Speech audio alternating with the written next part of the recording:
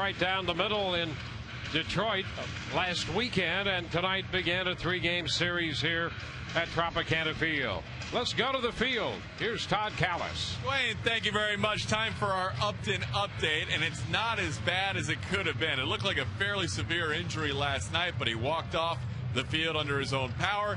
And today we caught up with the manager, Joe Madden, and asked him about BJ's status for the weekend. He's feeling better, actually. Ronnie just poked his head in the door a few minutes ago and said that he may be ready to go by Sunday at the worst. So BJ is very motivated to get back. He wants to play as of Sunday. There's a possibility, outside chance, may be available tomorrow at some point. But Sunday looks like the target date. If he is able to play on Sunday, he'll go against his former teammate Edwin Jackson. And there's the guy who hasn't started a game for the Rays since spring training, who will take his place tonight, Fernando Perez. Guys, back upstairs we go to you. Well, Perez will be in there. The Rays showing some versatility and depth as they have over the last couple of years. Let's take a look at their defensive setup, Kevin. Yeah, well, we see Fernando Perez taking his spot in center field. Here's the rest of the outfield. Carl Crawford left, Fernando in center field, Gabe Gross at right. Evan Longoria at third base tonight again, and Jason Bartlett at short. Ben Zobrist back into the infield. He's at second base. Carlos Pena at first. Yellow Navarro gets the start tonight behind the plate for Jeff Neiman, the big right-hander on the mound.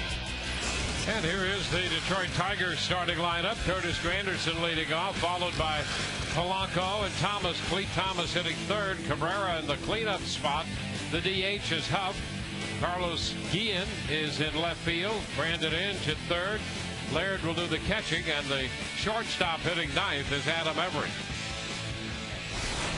Jeff Neiman, who I've said earlier, I think he's been one of the most, if not the most consistent starter for the Rays every 5 days. The lowest opponent's batting average allowed leading off an inning in Major League Baseball. How about that? That's a tremendous stat, 226. And that's a real key, because anytime that leadoff man gets on, it's about 75% of the time that guy usually scores. And so Jeff Neiman does a good job at putting that leadoff man on. He's got a tough one to face tonight in Curtis Granderson. Here's the rest of his stats. Couple of complete games. We've seen him with a couple of shutouts. He earned an average of 3.80, more than respectable, especially pitching in this American League East most of the time. But American League period, that is really very, very good numbers for Jeff Neiman. Opponent's batting average against overall is at 258, and pretty equally as far as getting lefties and righties out. The lefties hit 263 off them, the righties hit 253, and the total overall 254. Jimmy Leland, the veteran skipper of this Detroit Tiger Ball Club. And it has been an amazing turnaround for the Detroit team, running first in the American League Central Division. And for Joe Madden, the hunt continues. They're looking for a good series here against the Tigers.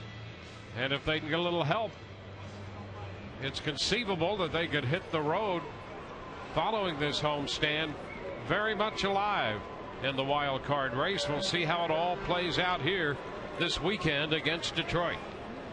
And in steps Curtis Granderson. This game all set. First pitch is a strike call. We're underway. Started him with a fastball. 72 comfortable degrees here inside Tropicana Field. 1-1 the count, and a wave and a miss, or 0-2, I beg your pardon. We are in high definition tonight. Proud to bring you this game in HD. A 2-strike count to Curtis Granderson. And a wave and a miss, so he retires the leadoff man in this inning. A very healthy fastball to do it. Yeah, that opponent's batting average against leading off innings continues as he puts a nice fastball up and away from Curtis Granderson right there at 92 miles an hour. And Curtis has been very tough as far as leadoff, not only leading off, but leadoff home runs. Placido Polanco. And there's a strike to start the count to the Detroit second baseman.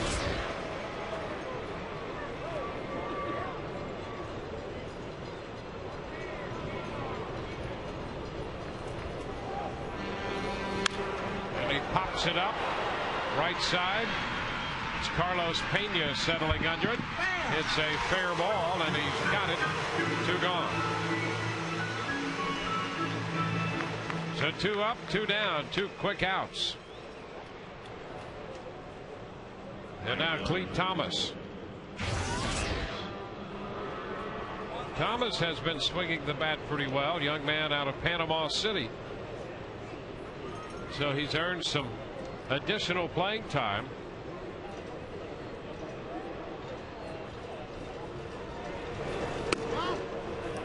Takes one outside. 1-0. Thomas in the game Sunday when Neiman pitched went 3 for 3 against Jeff. That's another reason he's in there. And hitting in that 3rd spot. That's exactly right. 2 balls, no strikes.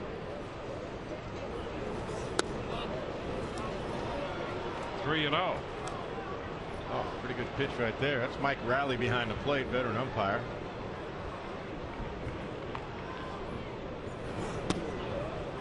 And it's down. So Neiman walks Clete Thomas. Well, he goes to first, and that brings Cabrera to the plate. Well, you got to face Cabrera sooner or later. You'd rather do it with the bases empty. Well, you're not kidding. He's got some kind of power, some kind of ability to hit. He's going to win an MVP or 2 before his career is over. I don't know about this year. He's got the numbers certainly to support strong candidacy for that. For the first, Thomas is back in.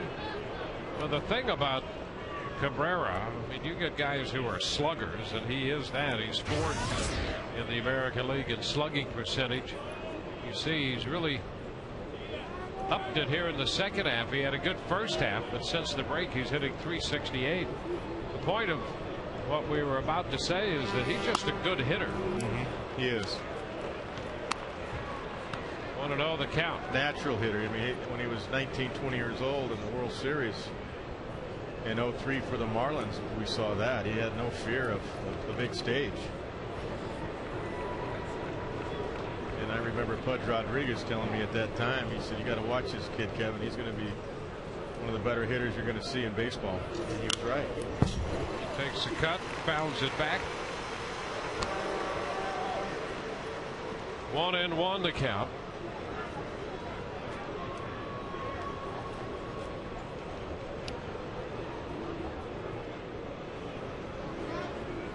You know, it's amazing that he's still only 26 years old. Yeah. Oh, yeah. It's incredible.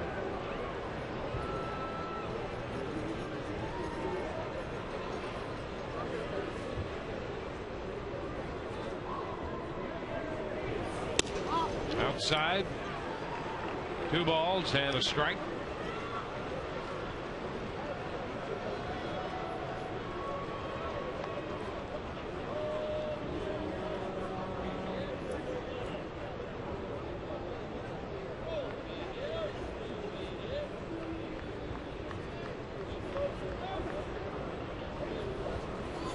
And a high pop up left side.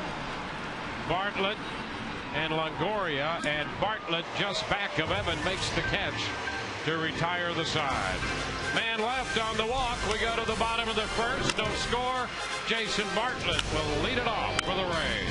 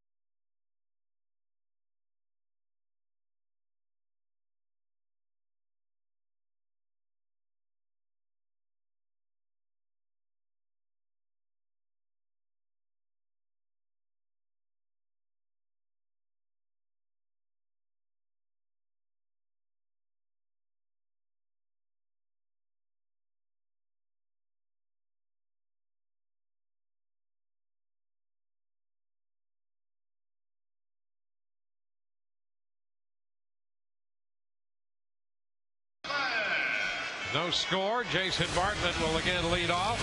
Shortstop, followed by Carl Crawford and Ben Zobrist at second. Carlos Pena, Pat Burrell, and Evan Longoria 4, 5, and 6, with Gabe Gross at seventh. Deanna Navarro eighth, and Fernando Perez in there in center field batting ninth. 6'5" Justin Verlander. The Rays know him all too well from a few days ago. In his last start, he faced the Rays just like Neiman faced the Detroit Tigers. 28 starts, 3 complete games, 15 wins, 3.38 earned run average. Just go down the list. 4-to-1 strikeout to walk ratio. The 215 leads the American League. And the first pitch, Jason Bartlett looks at that for a strike. Bartlett starts the night hitting .337. Upstairs, it's 1-1. Verlander started the game last Sunday in Detroit. Got ahead of Bartlett 0-2 and then hit him with a pitch. Hit him with a breaking ball. He was promptly thrown out trying to steal. A ball, 2 strikes the count. And a wave and a miss. Bartlett out on strikes. Defense behind Justin Verlander today for the Tigers, where they're 10th in the American League in fielding. Carlos Guillen, Curtis Granderson, and Clete Thomas left to right in the outfield. Brandon Inge, Adam Everett, Placido Polanco, and Miguel Cabrera around the infield left to right, and Gerald Laird behind the plate for Justin Verlander.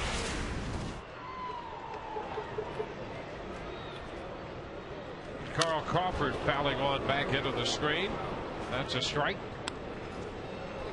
Carl's in the top 10 in total hits, running 8th with 159, translating that into a .308 average overall. 0-2. One thing Verlander does is work quickly. If you don't step out on him, he is on the rubber and ready to go as soon as he gets the ball back from his catcher, Gerald Laird. Yeah, he's got that great changeup you just saw right there.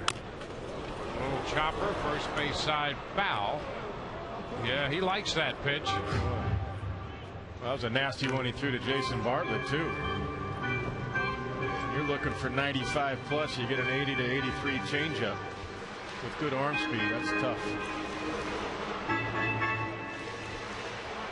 I think every pitcher in baseball, I mean, if you taught 2 pitches, I would teach fastball, command, and changeup. And bring your breaking ball along after that. The chopper by the mound to second. Polanco up with it in a routine play. Carl is out number 2. Your second baseman, number 18, Ben Zobrist. It's Ben Zobrist.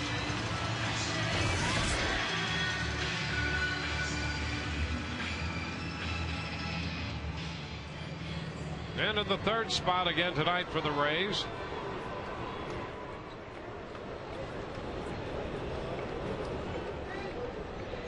Hitting .285 for the year. The pitch drops in there, breaking ball.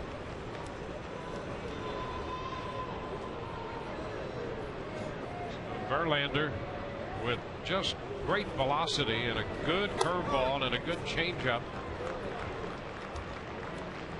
Doubles up on the breaking pitch, and the count is 0-2. And he'd also added a slider, as we discussed last Sunday. Another breaking ball, 1-2. Here's that breaking pitch to Zobrist. He struck him out a couple times back in Detroit 1 on a fastball that was 98. And he's as likely, there's one at 97, to take the count to 2-2. He's as likely to throw that 98 mile per hour fastball in the first inning as he is the 8th. He's going to double up on that pitch. And Zobrist checked in time. Fastball high.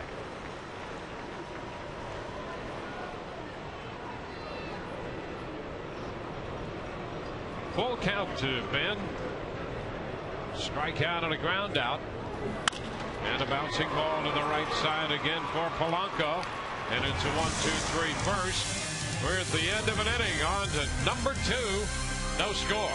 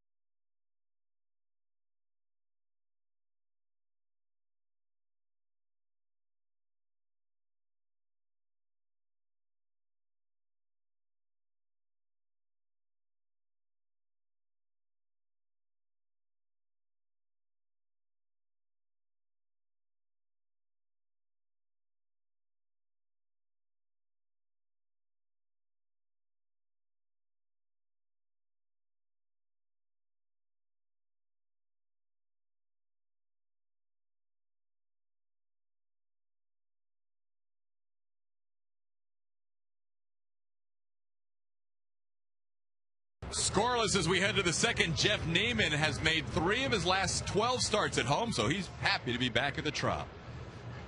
Absolutely, man. It's something you become accustomed to as a pitcher. You know how the backdrop looks. You know how your catcher going back there, and just feeling at home out there really helps you just be yourself and be able to pitch better. Go ahead, Dwayne. First pitch and rolls one up the right side. That's going to be in there. Extra bases as Gross plays the carom. And Huff is in there with a double. So Huff, who came in just 5 for 40 in a Tiger uniform since coming over from Baltimore, hitting 125, picks up his 27th double overall. And he has hit the ball well against the Rays. Yeah, here's the pitch. Fastball trying to go away. He just threw one right down the middle. And he got it right inside the bag, the foul line at first base. Carlos Pena with a dive. No chance. Aubrey's hitting over 290 in this is 46th game against the Rays, with 11 homers and 27 runs batted in. That's his 14th double against the Rays. Now the first pitch to Carlos Guillen is a strike. Navarro a quick visit to the mound after the first pitch to Guillen. And Huff at second. Could be just go over signs with a runner at second base to be sure about what sequence they want to use.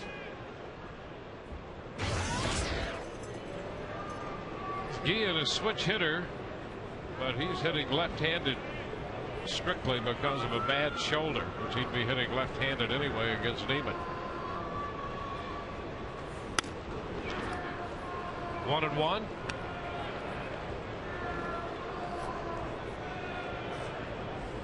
Nine homers for Guillen, 30 runs batted in.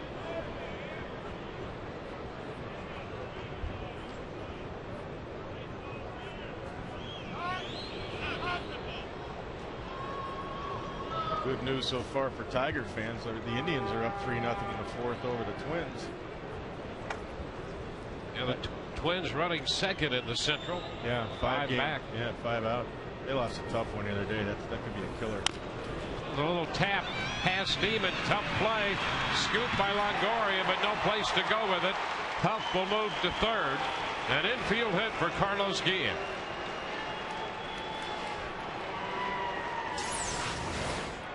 It's tough to get it over Neiman's head with any chopper, but it did. That thing is way up there. No chance for Jeff, no chance for Evan. He just has to eat the ball, and he did the right thing. Keep the double play in order. 4 big innings here. Can't make a play that's not there for you, so Evan put it in his pocket. Brandon Inge, his power numbers very good this year, 26 homers, and that's by design. Hitting .235 for the year, one of his last 17 to start this series. One strike to count. But he was intent upon hitting more home runs this year, and that's been his approach up there. Yeah, he's got a little different setup than in the past too, with his hands kind of cocking his wrist right there. He breaks the bat, pops it up. Ball caught by Zobrist at second base. The broken bat and the barrel end of that bat wound up in the stands behind the Tigers dugout. Everybody's okay. Ball tied him up right there. Well, when you set up like he did with that barrel kind of pointing back toward the pitcher, you got to be Gary Sheffield type quick. You see that two-seam movement right there. That ran in off the sweet spot and right in on the label. Maple bat right there, that two-tone one. Shatters.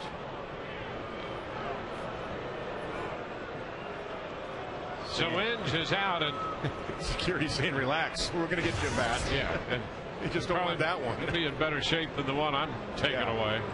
Here's Gerald Laird, and there's the strike.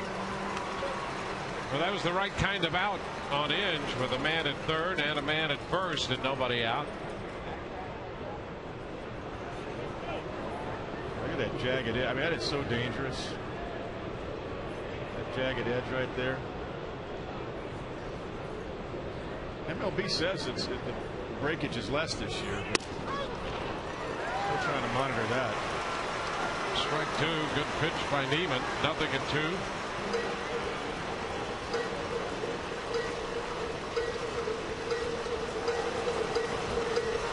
So in Major League Baseball, the differential between length and ounces can be no more than 3.5.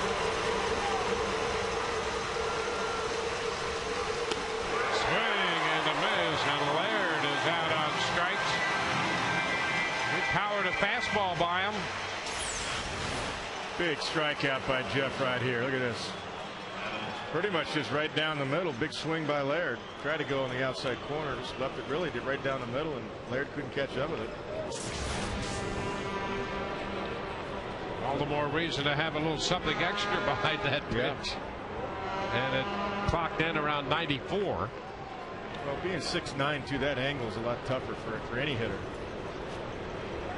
Adam Everett, the shortstop, steps in. He's hitting .240.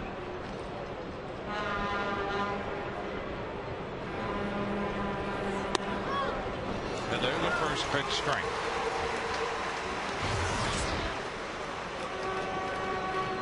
Never been a big hitter, of course. Always been a solid defensive shortstop, and that's where the Tigers wanted to improve. One of the areas is their defense.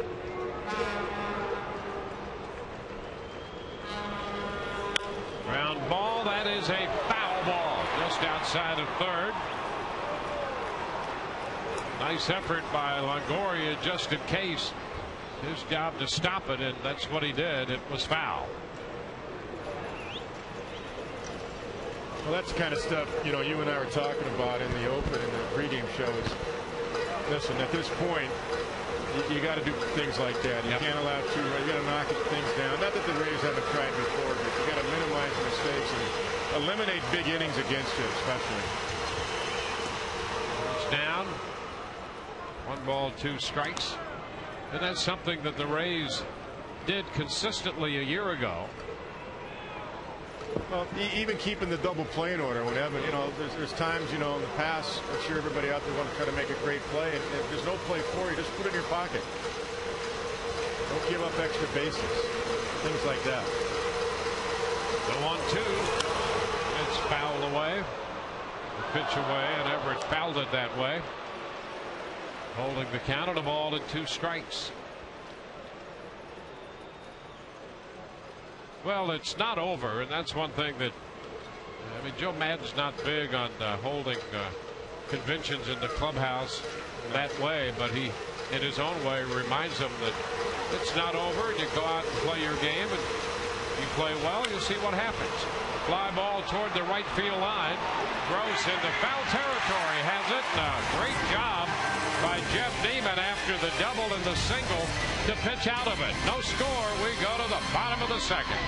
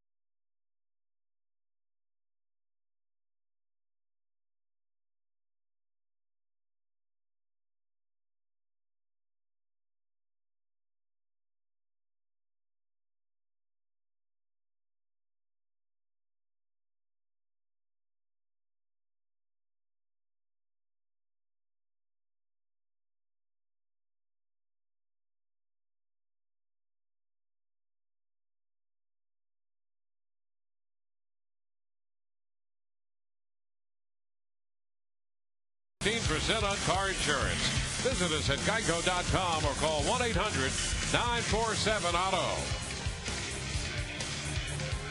Well, great job by the big right-hander Jeff Neiman to get out of that first and third nobody out situation, unscored upon. So we have no scores. The Rays come in to hit in the bottom of the second. Carlos Pena.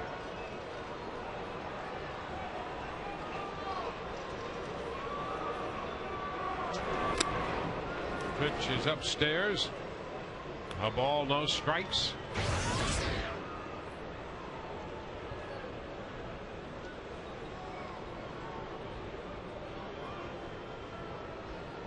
Carlos, first in home runs, second in runs batted in. 2-0 now. He also leads the league in walks.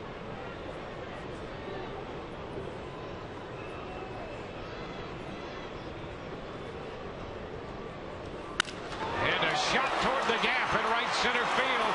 That's going to roll off the wall and kick back to the center fielder Granderson. Pena's in, standing with a double. Two-base hit for Carlos Pena. He put a nice charge into that line drive. Yeah, we've talked all week about how level Carlos's swing is. That's by design. Joe Madden, Steve Henderson working on that. Really wants less of an uppercut. That's just a nice fluid line drive swing, and that was a laser right there. Look at that swing path, much more fluid through the ball, and a nice finish. And that was hit so hard it had no chance for hang time. That got past Cleve Thomas before he had a chance to even turn. Pat Burrell bounded the other way, out of play for a strike. So the Rays have their first scoring opportunity on the leadoff double by Pena.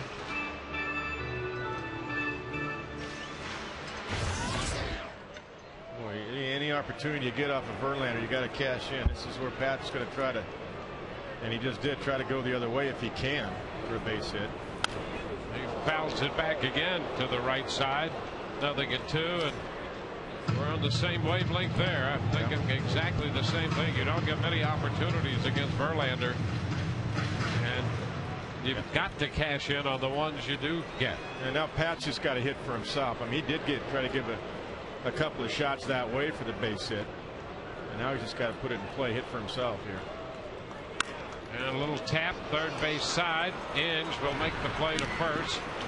Holding at second is Pena on the ground ball to third.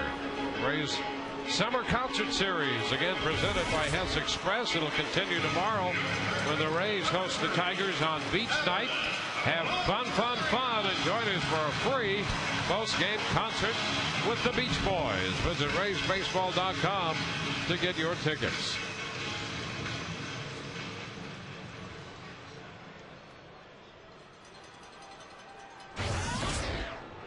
Here's Evan Longoria.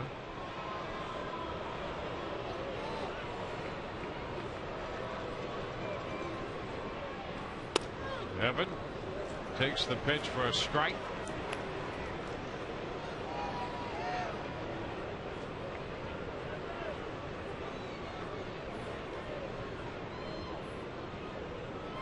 Only 6 home runs for Longoria on the year.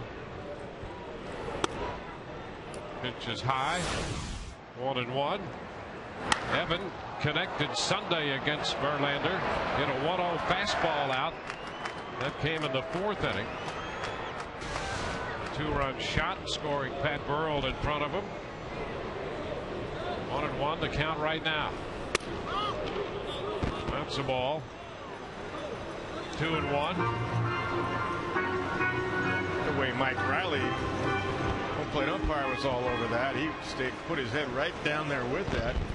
Gave that sign, turned his face away, that it was outside. I like that. And again out there, just missing. 3 balls and a strike.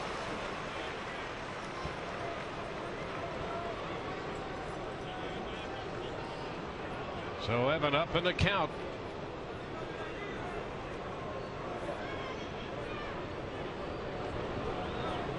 Pena with his lead. The look back in the pitch. That's a fastball. 97, 98, depending on the gun. And the count goes full. Yeah, and just a little bit up. That's a tough one to catch up with. Here's what the hitter sees right here. Game speed. That's just gas.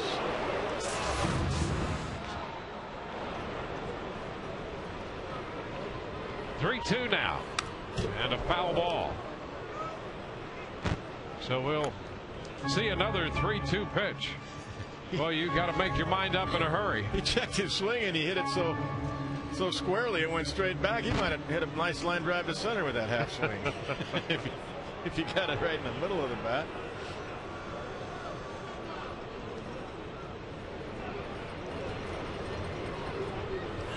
Three-2, and he fouls it again. Fastball after fastball, and they're all high octane.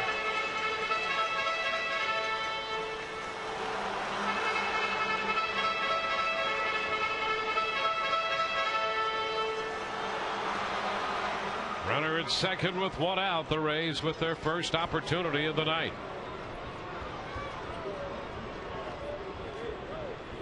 And there's a line drive base hit up the left field line.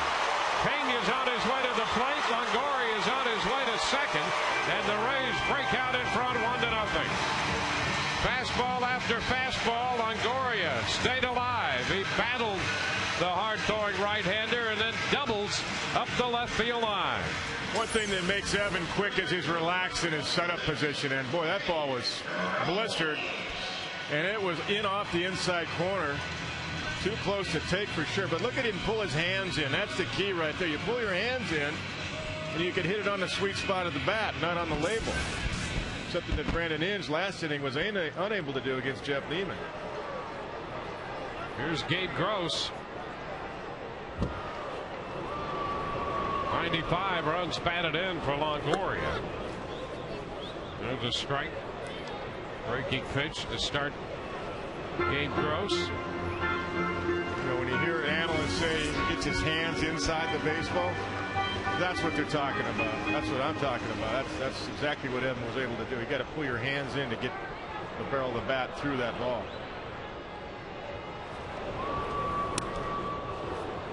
Gross out in front, swinging over that pitch. 0-2. As hard as he throws, anything off speed that's close and down is a tough pitch to handle. Well, you've got to look for gas. Upstairs. 1 ball, 2 strikes. That's why you have to load and stay on the back leg longer. You come off, if your weight transfers too soon, you jump the ball, you've got no chance on an off-speed pitch. Plus, you make your swing longer on the fastball, too. 1 ball, 2 strikes for Gross. He gets time from Mike Riley. Rays went down in order in the first, and then got the double from Pena to open the second. A 1-out double from Longoria, giving the Rays the lead, and a fastball taken high. Upper 90s again from Verlander, and the count is 2-2.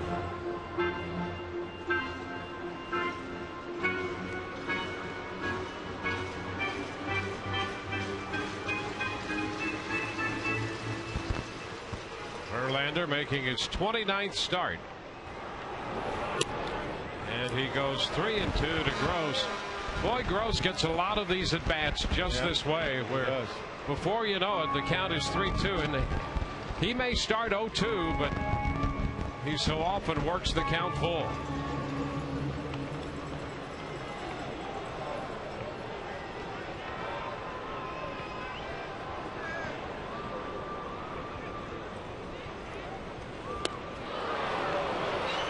Gross out in front.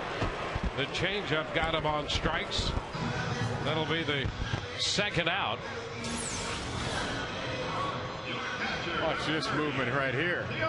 About an 83-mile-an-hour changeup with about a 6-inch fadeaway break off the outside corner.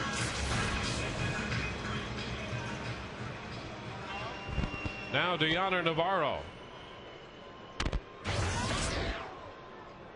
Deoner hitting .227 for the year, getting a start against the right-hander.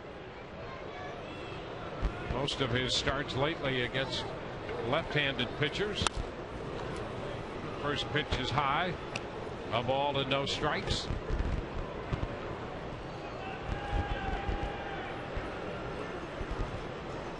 Rays have the first run of the game.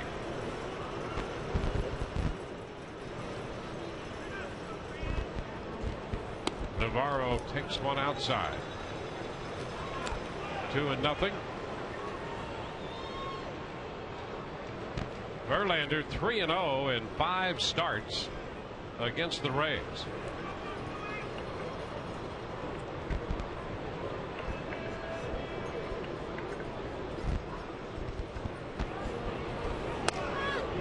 And that picks up the edge. 2 balls and a strike. Verlander got the decision Sunday in a 4-3 Detroit win in Detroit to run his record to 15-7. Upstairs, now Navarro's up in the count. Deoner's being pretty patient this at bat. Walked into one zone. I like that. It's a great sign because he, for a good part of the year, was not patient and made it difficult on himself to get into hitters' counts. He's up 3-1 against Verlander. Fouling it away. That's going to be out of play. And the count goes all the way to 3-2.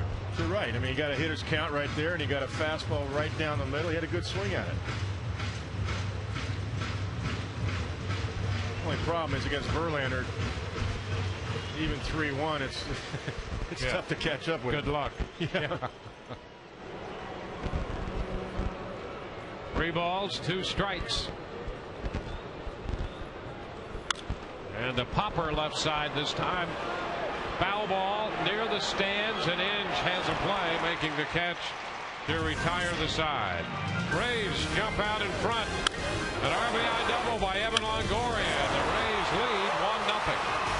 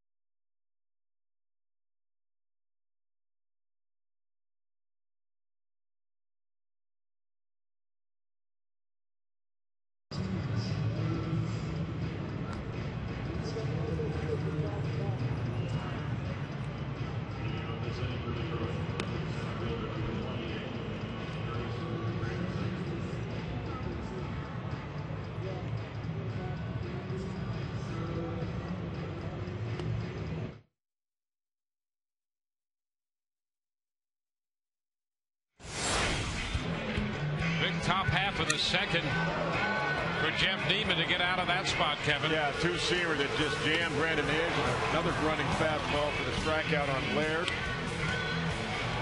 And then got Everett on the foul fly out. Nice play by Gabe Gross. Excellent job of getting out of that inning by Jeff Neiman, and now he's got a lead because the offense responded after that.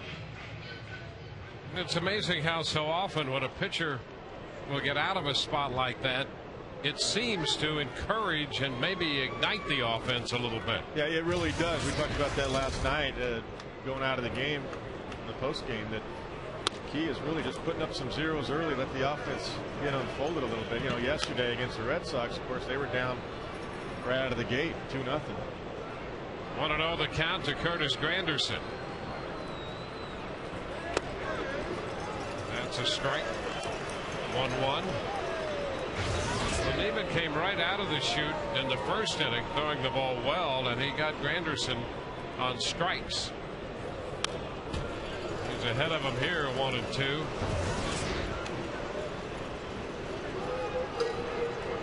I think besides Jeff's stuff, the angle he throws from is tough because he's 6'9" and his release point is high. He throws over the top. It gives him the advantage. Swing and a miss. He strikes him out. Another fastball to strike out Granderson.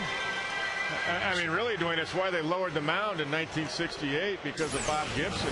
From 15 inches to 10 inches. The more flat the ground is, the better the hitter can get through a ball. But this angle over the top, I mean, that's just gas. Granderson swings underneath it. There's a first pitch strike to Placido Polanco.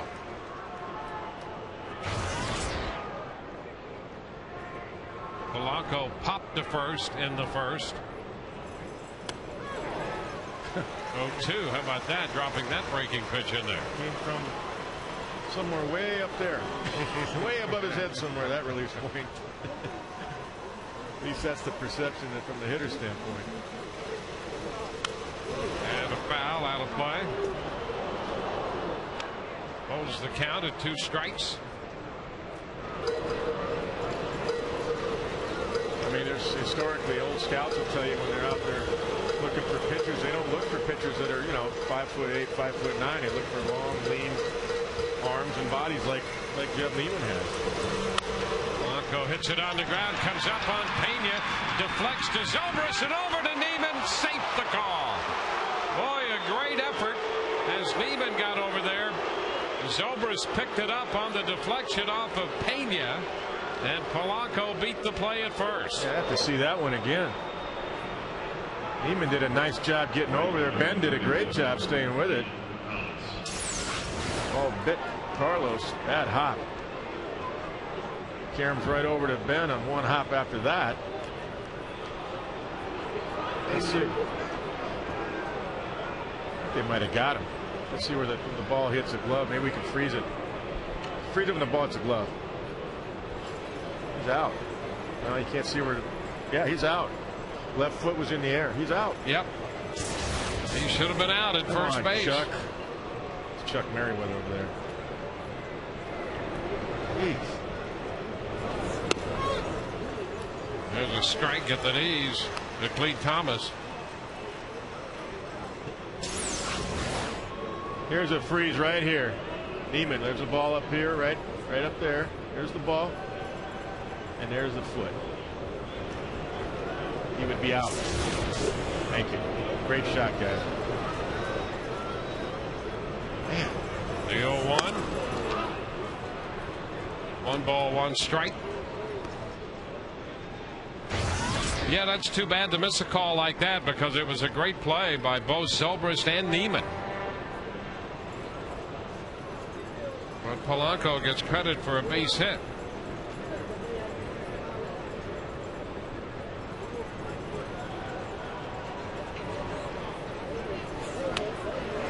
One and two.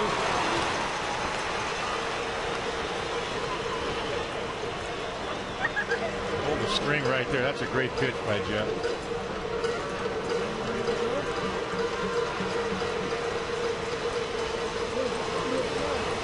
A ball, 2 strikes.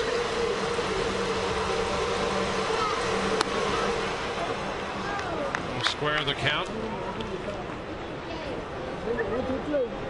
Thomas with that 4-pitch walk in the first after he picked up all those hits off Neiman over in Detroit. He had 2 singles and a double.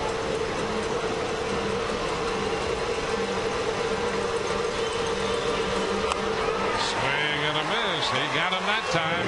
Changed up on him. And Thomas is out on strikes. That's 4 for Neiman tonight. I'll tell you, Neiman's made some good pitches. We're only in the 3rd. Yeah, that's a great changeup right there in his own right. 81 miles an hour. Good arm speed on that. Gets Clete Thomas way out in front. Seeing some pitching tonight. Miguel Cabrera. He fouls it back. Here's one of those things, you don't want to belabor the point, but if you get the correct call at first, you're out of the inning and you face Cabrera to lead off. Yeah, instead of hitting with a man on. I don't mind belaboring it. You want to do it? Let's belabor it. Hey, it's playoff time almost. Come on. You can't play against 28 outs, 29 outs. 27 outs is all they get. The 0-1 ground ball to short. Bartlett with the toss to Zobrist, and that'll do it. We'll go to the bottom half of the 3rd with a score 1-0 Rays.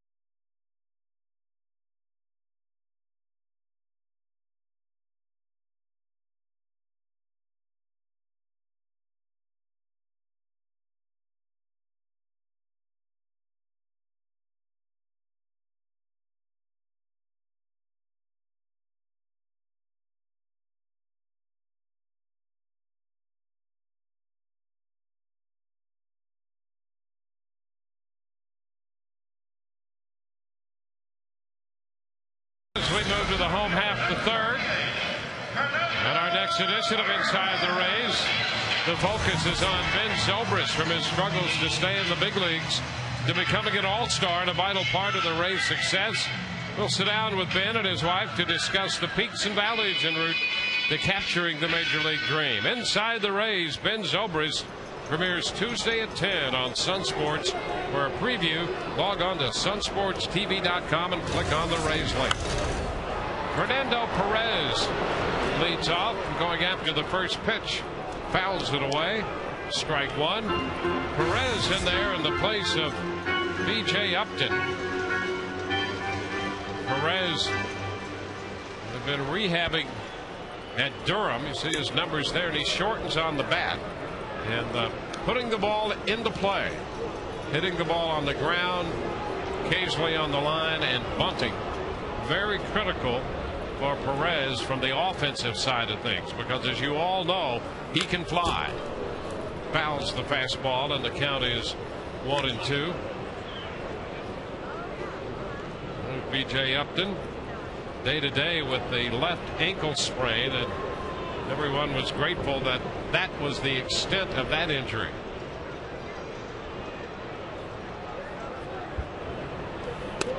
Perez out on strikes, a fastball. One away in the home half the 3rd.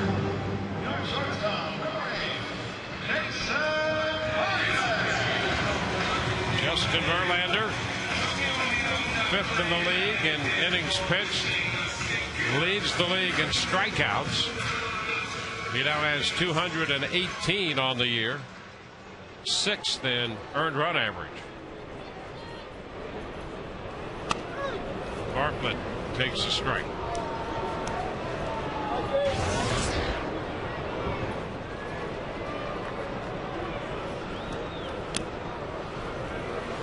One and one.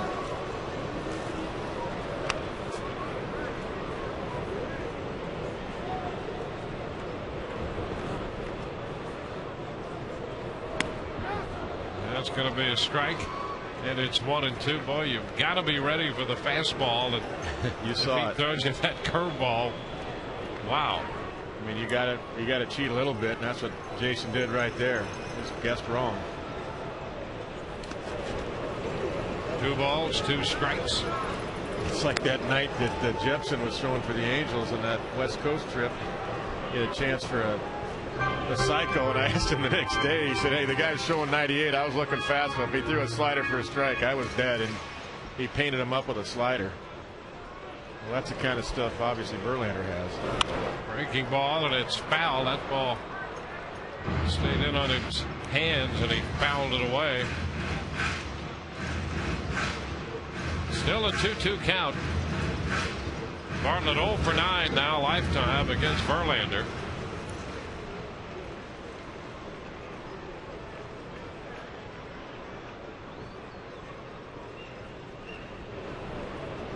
Two and a tap foul. Man on deck for the Rays. Carl Crawford came into this game 6 out of 13 against Verlander. It's a .462 mark coming into play tonight. Carl likes to hit all the tough guys. Holiday, he's got good numbers. All the tough guys, all the guys that have chances to win Cy Youngs. It's about 400 off them. And there's ball 3. And I'll tell you, for Bartlett, this has been quite an at-bat to work the count full. Now, you've really got to work to get a full count against Verlander. Well, yeah, I mean, you're coming in at a 4-to-1 strikeout to walk ratio. You only walk 53 men coming in. And another foul out of play. Yeah, he's got 3 strikeouts tonight, so he's got 218 strikeouts and 53 walks in what is now 191 in the 3rd innings. I mean, that's outstanding.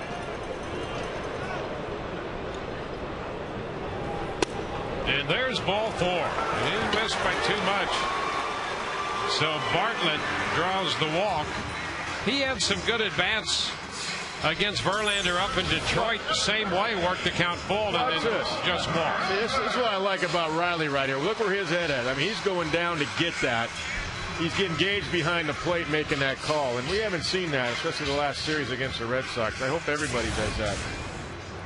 Well, I'll tell you, these at-bats that Bartlett has had against Verlander, they've been classic in that he's worked the count full and has drawn walks, as he did on those 2 occasions in Detroit, and he duplicated that same approach here in the 3rd inning to walk tonight. Yeah, and with that, the point I was making to Mike Riley, we always talk about the umpires where their head is. Well, their head's in that slot between the hitter and the catcher, but Mike made sure he went out there and saw that pitch and made the right call.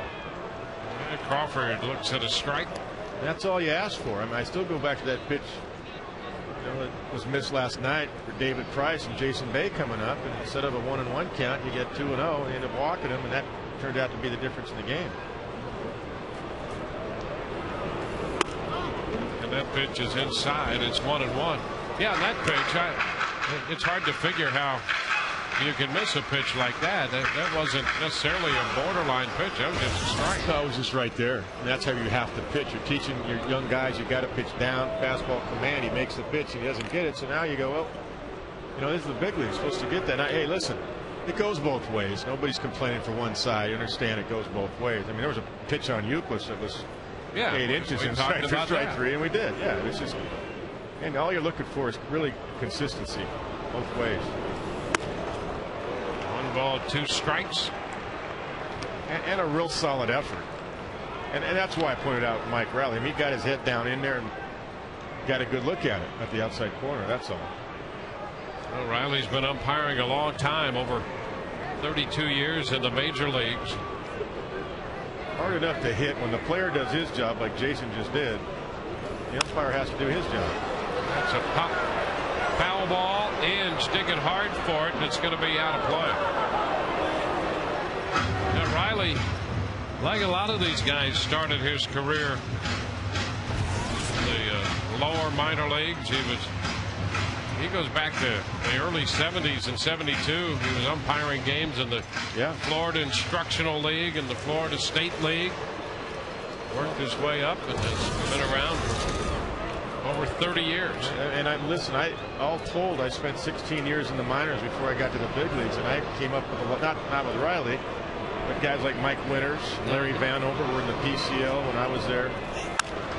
1-2 is popped short right center. Thomas is coming in, and he makes the catch, the right fielder.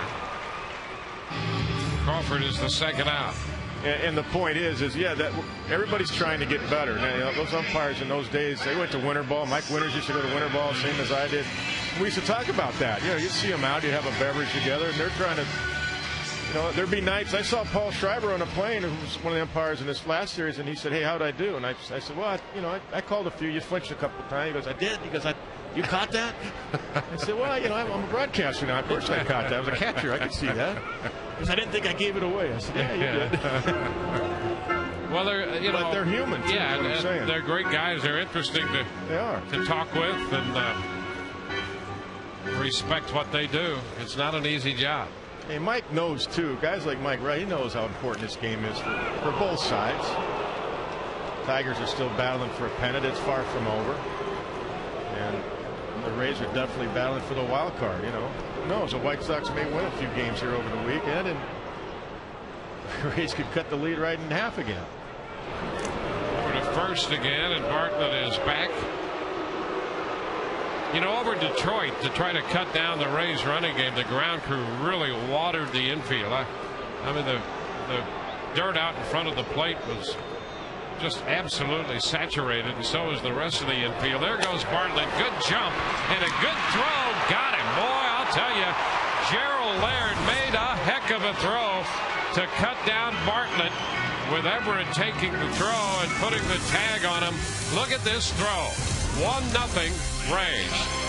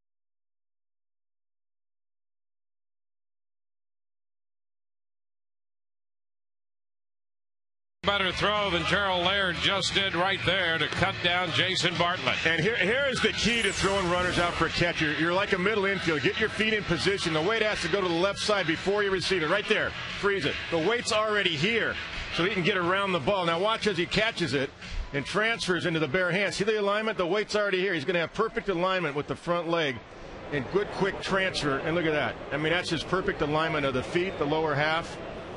and that sets up the strike to second base. So it's a lower half in the transfer of the hand to glove.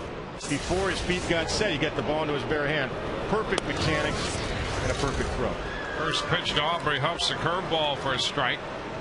Well, he's been throwing well all year for the Tigers, and obviously if you're rooting for the Rays, you hate to see Bartlett thrown out, but boy, I'll tell you, you have to be excited when you see something executed as well as the Tigers catcher did there. You'll see too many catches catch the ball square toward the pitcher, then turn after they catch the ball. You got to turn and stay low before you receive the ball, about 2 feet before you receive the ball.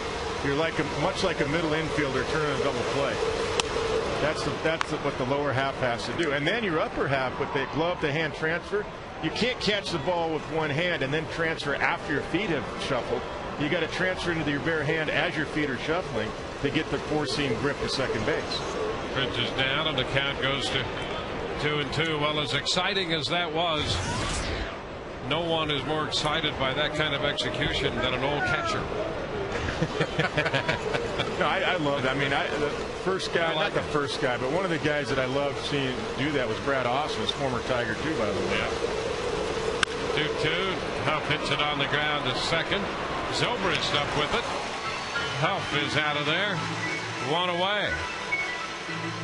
Time for the Aflac trivia question. Aflac, we've got you under our wing. There have been 6 no-hitters in Detroit Tiger franchise history. Who was the last to throw a no-hitter for the Tigers?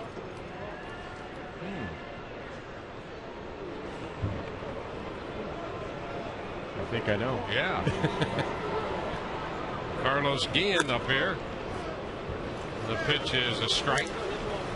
You know, I'm going to say something else about base running. A good base stealer like Bartlett, Crawford, B.J. Upton with a good lead. Let's take B.J.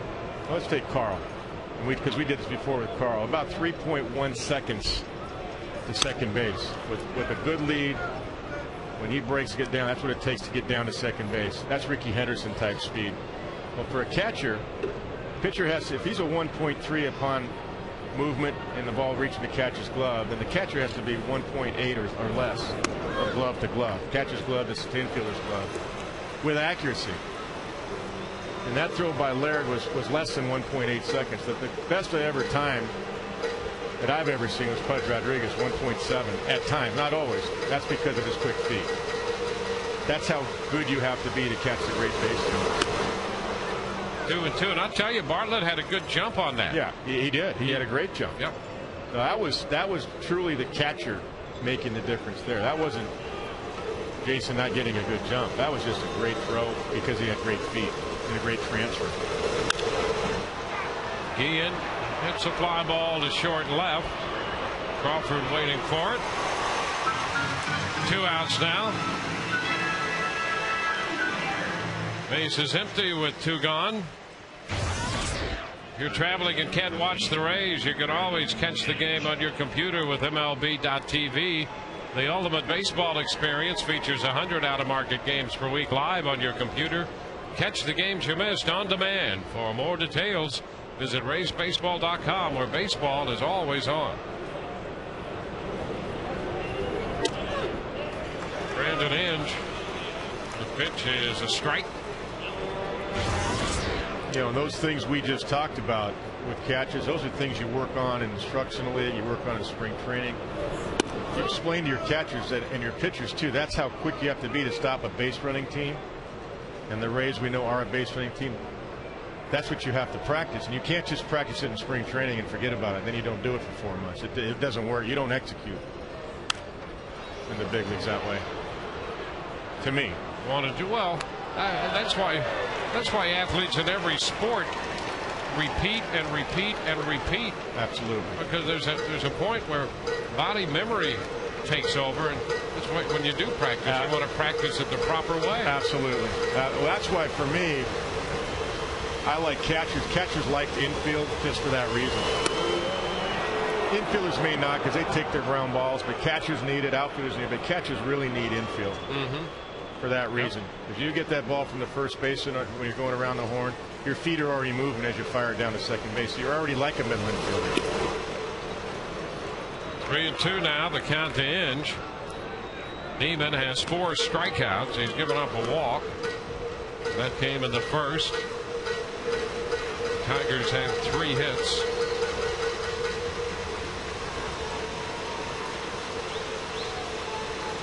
And a 3-2 on its way to Inge. He lifts the fly ball, not too deep toward left center. Carl is there and makes the catch alongside Fernando Perez to retire the side. We go to the bottom of the 4th, 1-0 Tampa Bay.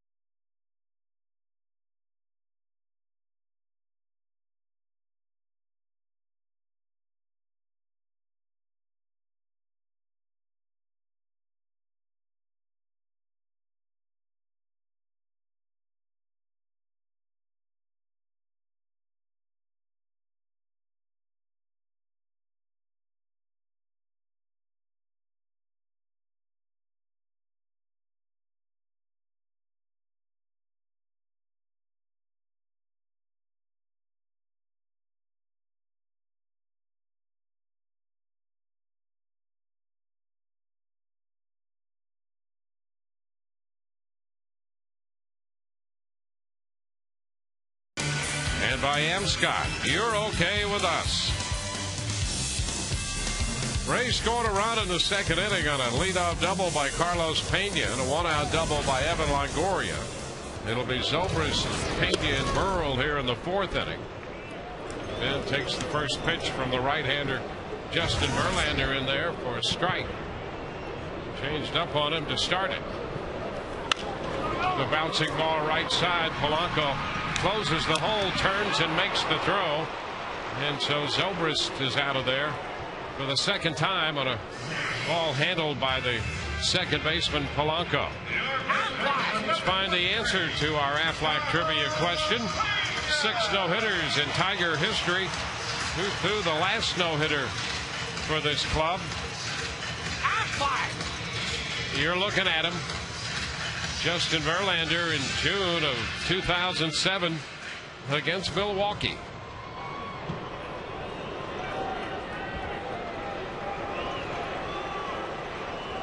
Here's Carlos Pena.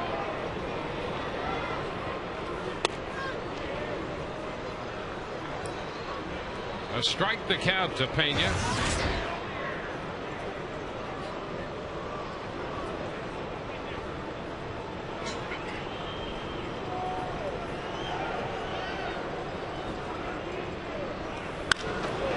Ball with the shift on. It's right to Polanco, who throws him out. 2 up, 2 down. Let's go back to 2007. Verlander dealing against the Milwaukee Brewers. A little high breaking ball there, and that was it. Probably the only mistake he made all night. 12 punch outs, 4 walks. And here's Pat Burrell fouling it away. Strike 1. Well, he mixes it up well too. You're noticing off Pena and Zobrist in their last at bats, especially Zobrist this one. First pitch changeup. In Carl's first at bat, he got a changeup.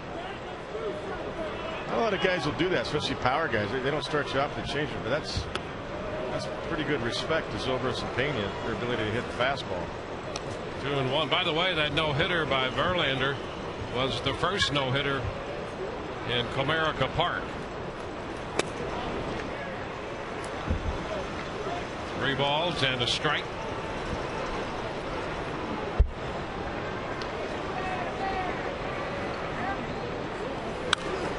High pop foul. It'll be straight back and reach the upper deck and take the count full. Yeah, Pat was on that too.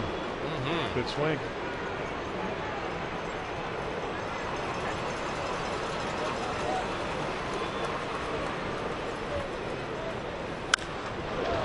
And a high fly ball, not too deep, center field.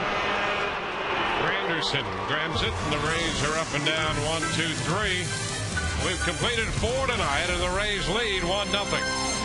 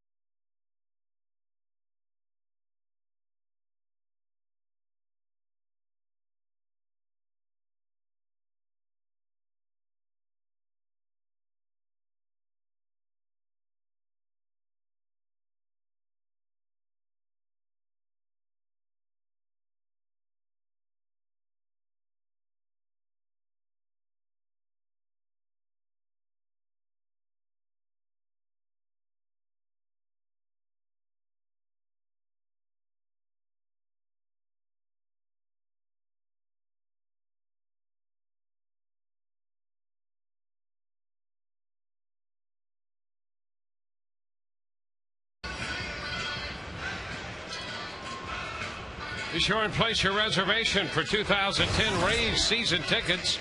Ensure the best seats, the biggest savings, and all the great benefits, including the opportunity to purchase 09 postseason ticket packages for a limited time. Call 888-FAN-RAYS or visit RaysBaseball.com. On to the 5th inning. 1-0. The Rays scored a run in the second, and that's been it. Gerald Laird, the catcher, leads off for Detroit. And there's a first pitch strike for Neiman.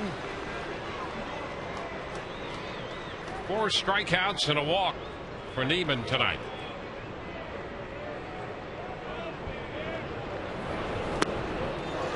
Oh, 2. Nice pitch there. Yeah, that was a good overhand curveball right there. 14 of 17 for first pitch strikes tonight for Jeff. Outstanding.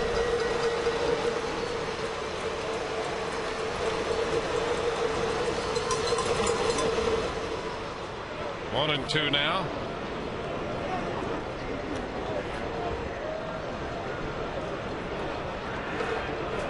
James Shields will pitch tomorrow night for the Rays. And Wade Davis will make his major league debut here on Sunday.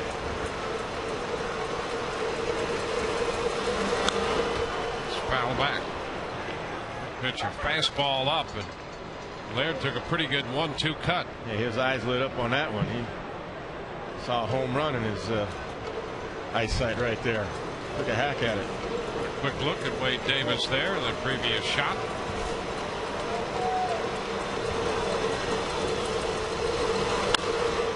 Ground ball out to second. Zobrist with the toss back to first. 1 away. 1 out, bases empty, and it's time for Todd Callis. Todd? Dwayne, we were talking about Jeff Neiman earlier and how comfortable he is here at home. One of the things he does in his first tour of the American League when he goes on the road is he stands on the mound before his starts. After batting practice, he says he wants to visualize, get a feel for everything.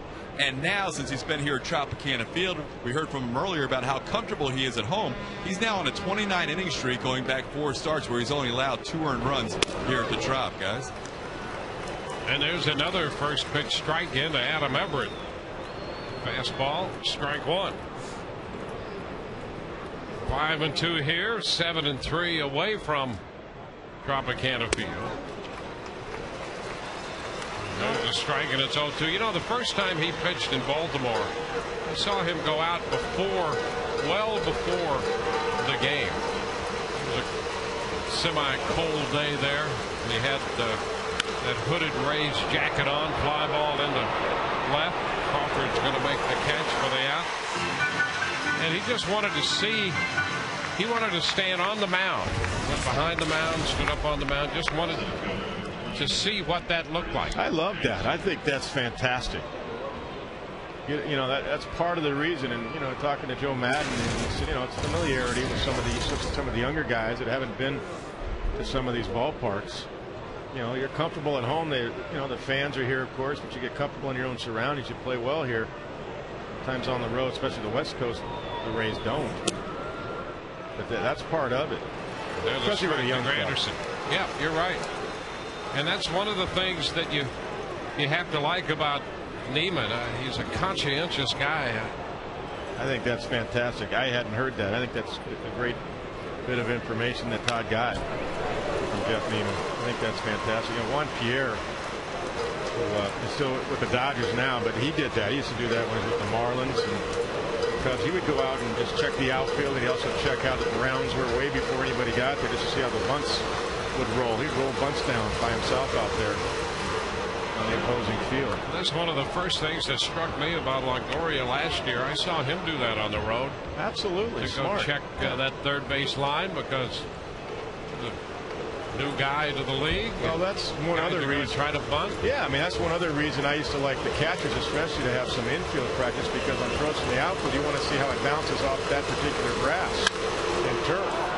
High fly ball to center. Perez under it. He's got it. And it's a 1-2-3 fifth. Bottom of the inning coming. 1-0 Tampa Bay.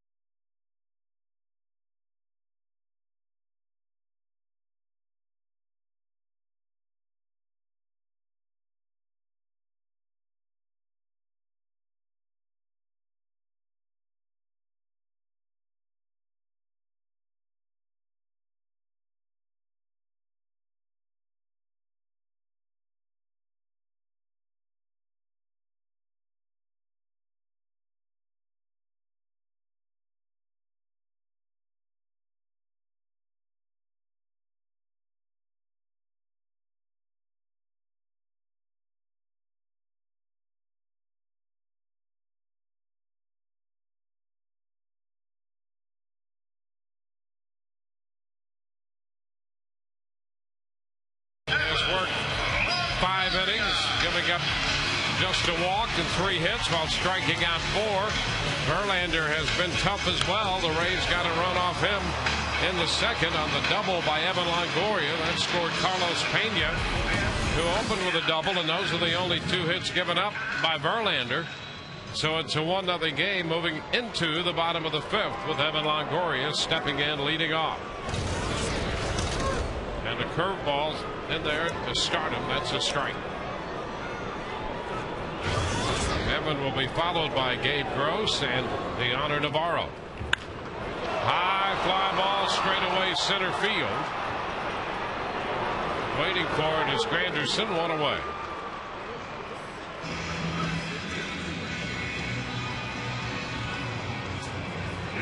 Gabe Gross on his way to the plate.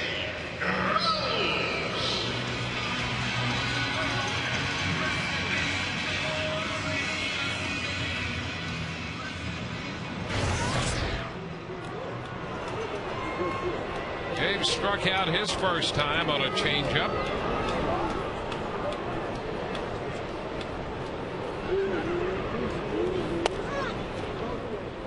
Strike at the knees. Other games, the White Sox have a 3-0 lead. Bottom of the third, leading Boston and Texas now up 5-1. The Orioles have scored a run. Bottom of the sixth. 2 strikes the count to Gross.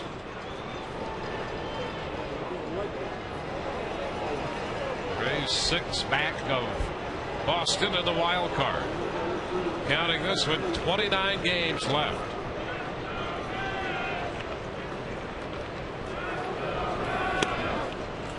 A ball, 2 strikes. You know, the Rays have still played better than .600 baseball since the end of May. Their winning percentage since the 29th of May is .602. Yeah, and that wins you the division. .600 ball wins a division for anybody if you can do it throughout 6 months. You go back to April.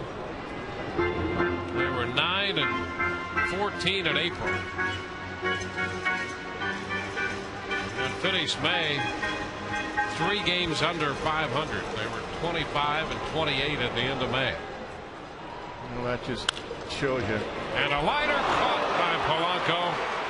2 away. It just shows you how tough it is to play in the East. You're only 5 under in April, and you cost you your 6 out for the wild card in September.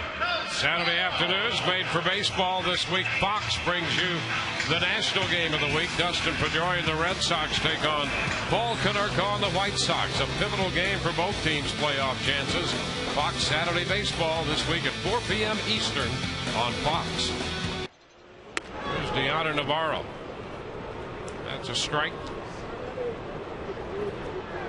Deanna fouled out to the third baseman Brandon Inge. Good changeup. 2. Sox are still hitting. The White Sox are. They're up 4-0. First and third, nobody out. So they're trying to open up the game against the Red Sox. That's why I say, and Joe Madden says it really. I mean, hey, we play out 29. We're not going to worry about the numbers right now. We play every day. Chopper Everett from the middle, back of the bag, makes the throw. That retires the side. We're through 5, 1-0 Tampa Bay.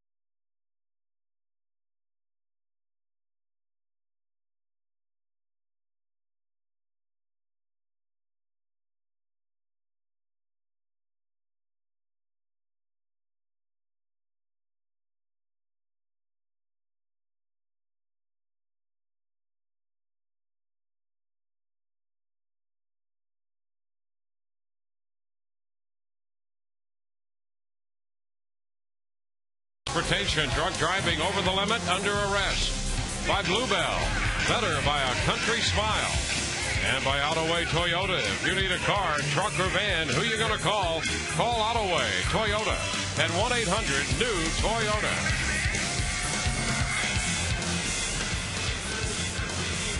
Jeff Neiman back out to work the 6th inning. Giving up 3 hits and a walk. 4 strikeouts. He'll face Polanco, Thomas, and Cabrera.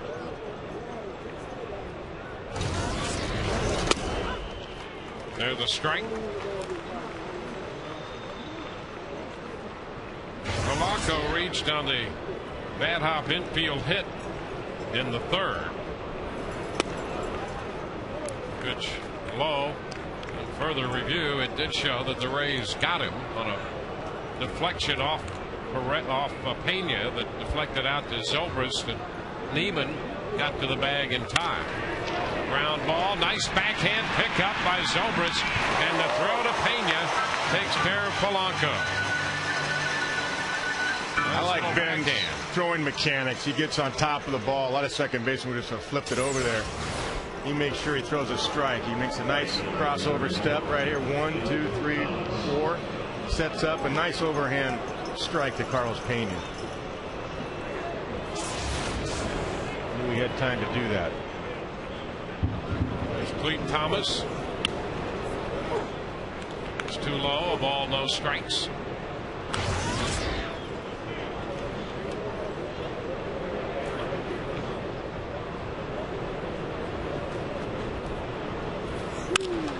Fly ball back into left. Crawford right there. 2 gone. 2 up, 2 down. Bases will be empty to face Cabrera.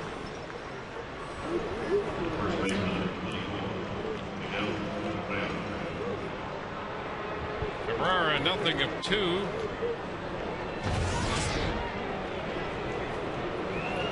How about the first pitch strikes we've seen tonight between these 2 young right-handers? 33 of 39. Of course, just as we mentioned it, there's ball 1. That's why it's only 1-0 right now. When you're getting ahead of the count, very difficult to hit. 2-0.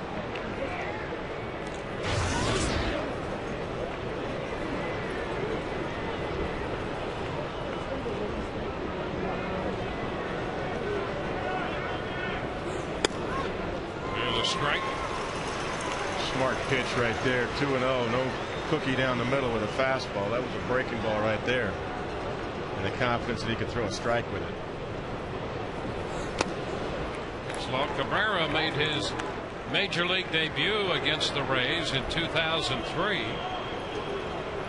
Belted a 2-run walk-off home run in the bottom of the 11th inning to pick up his first major league hit. Lines it foul. The count will go to 3-2. That home run off Al Levine.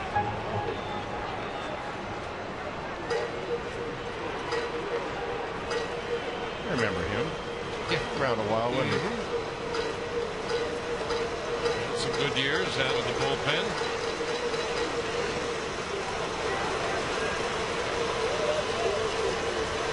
Three-2 now. And a high popper, foul ball. Pena starts after it, but he's going to run out of room. Well, Cabrera can certainly swing the bat. And he could hit the ball to right field too. It was an up and away fastball. He can drive it that way. See, I like to see Jeff drop that overhand curveball on him. This is the one guy that can really hurt you on the fastball over the plate.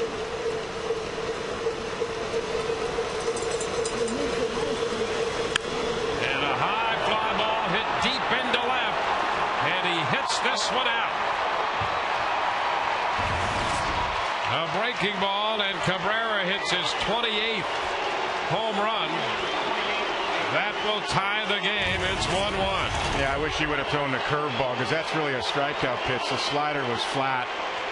That was a slider, just a little 80-mile-an-hour flat slider. He's got that hammer for a curve, that strikeout curve. That's why I mentioned I hope he throws that pitch. Take a look. That's just a nothing slider right there. That's just a wheelhouse. So the long ball ties this game. 84 runs batted in for Cabrera. Got to change the eyesight. You know, too many fastballs or slides. Same pitch to Cabrera. What's the difference? You bounce a curve, it's a walk. So what? That's why we talked about him in the open. 1-0 to Huff. And it's popped up. Foul ball. That might be playable. Tough chance, and a sliding effort by Navarro comes up short. The count is 1-1. It's the 15th home run given up by Neiman. And it's a solo shot.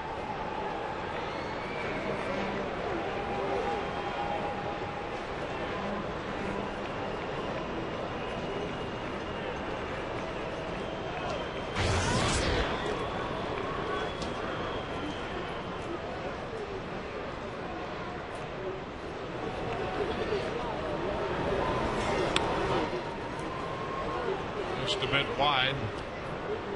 Curveball. It's 2-1.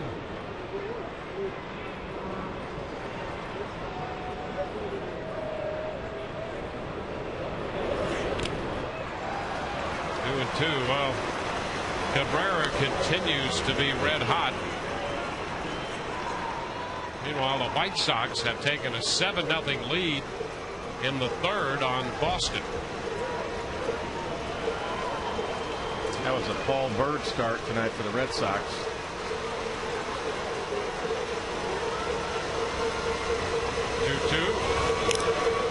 Foul. Interesting thought process. You get rid of Smoltz and Penny, but you go for Paul Bird. Yeah.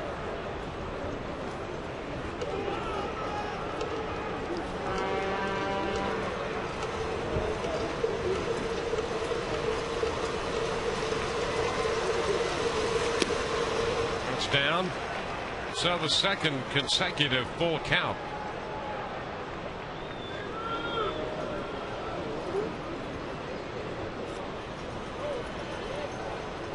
Two to Cabrera. He hit one out.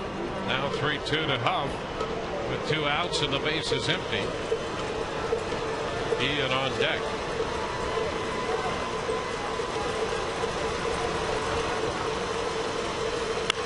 And it's a fair ball. Back of first. Back of the bullpen. A quick retrieval by Gross, but it's a double for Huff. Huff got a breaking ball and doubles up the right field line. Same spot he hit it in the second inning, just inside the bag. Past Carlos Pena. This was a breaking ball as well. Got out in front and pulled it right inside the bag. Identical double. Chuckers double the game right there, and it hit the sign. Just want to make sure you saw where the sign was. Checkers double for Huff, his 28th double of the year.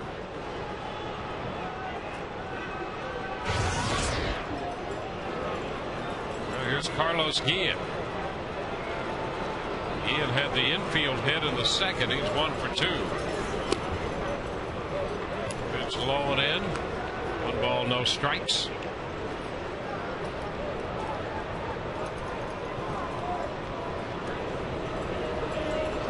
Neiman 20 pitches in the inning. That's as many as he has thrown in any one inning tonight.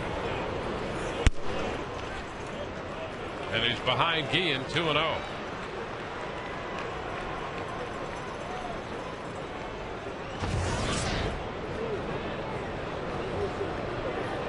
Just breakout right now.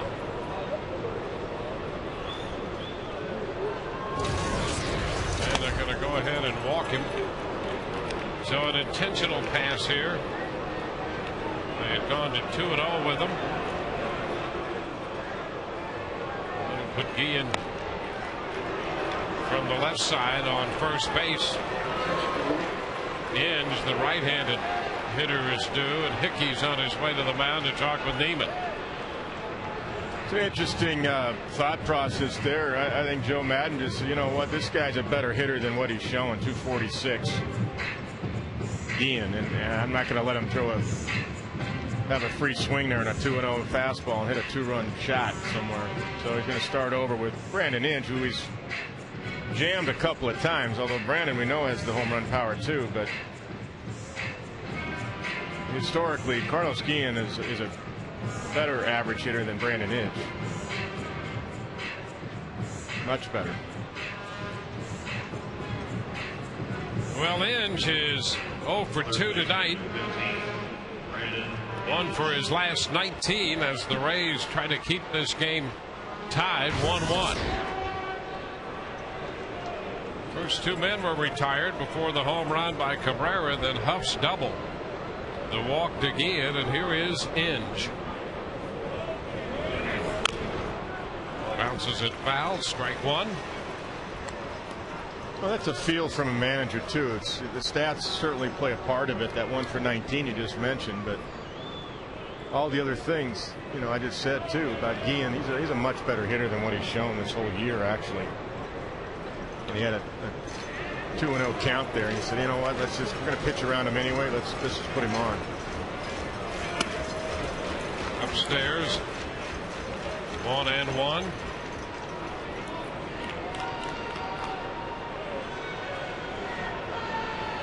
Run 5 hits for Detroit, a run 2 hits for the Rays. And with Verlander pitching for Detroit, every run is critical. Inside, snap throw back to second. One hops in, and Huff is back in.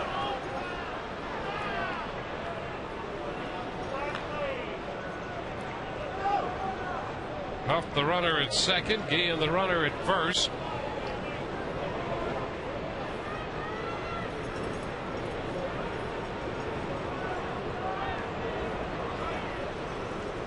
One pitch and a high popper, short left.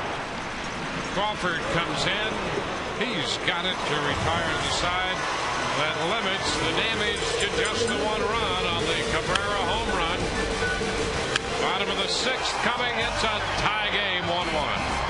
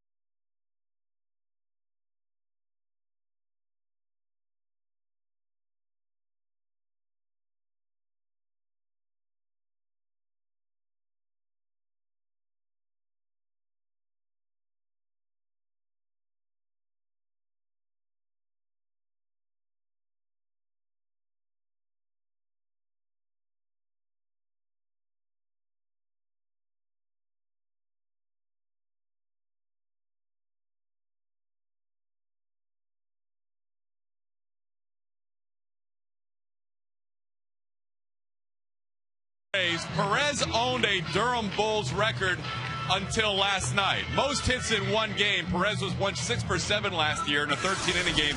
But last night, the young outfielder Desmond Jennings went 7 for 7, setting a Durham Bulls record and tying an International League record. En route, the Bulls clinched a playoff spot, winning 14-3 at Charlotte. Guys, this guy is 22 years old, Jennings. He missed most of last year with an injury, and what a year he's having. Southern League MVP, and now tearing it up for the Durham Bulls. Back to you. Yeah, after that 7 for 7, he's hitting .347 for his stay at Durham. Fernando Perez leads off here in the bottom of the 6th. Takes a first pitch strike. I'd like to see him get a bunt past Verlander and let him fly. 1-1. The natural right-handed hitter and a little pop from the right side.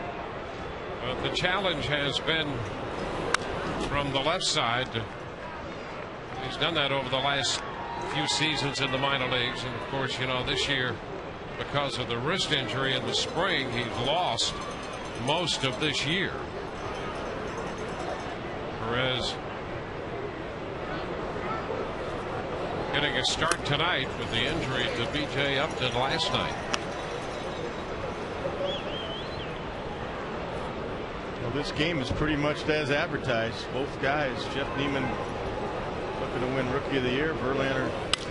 Hey, there's a base hit through the hole on the left side. And the Rays have some speed aboard to start the home half of the sixth. Hey, nice little, just dropped the head of the bat swing. Don't do too much, as we say in baseball. What that means is just make contact right there. Look at that. Just nice short swing. Fluid. Right on top of it. Good extension right through the ball. Head down on the ball. Excellent. I was going to say Verlander, of course, looking to maybe win a Cy Young Award. He's going to be one of the candidates for sure, along with Zach Greinke and CC Sabathia. Both guys pitching great baseball tonight. Jason Bartlett. Bartlett has struck out and walked. One strike to count to him.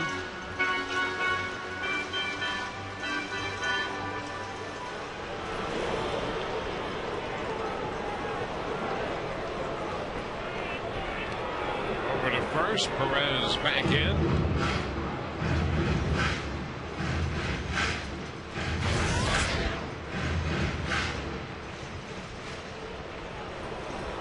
Perez was 8 out of 9 running at Durham. There he goes. The pitch is a strike and the throw is in time.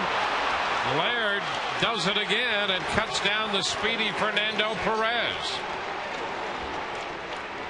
So Perez caught stealing with Everett putting the tag on him.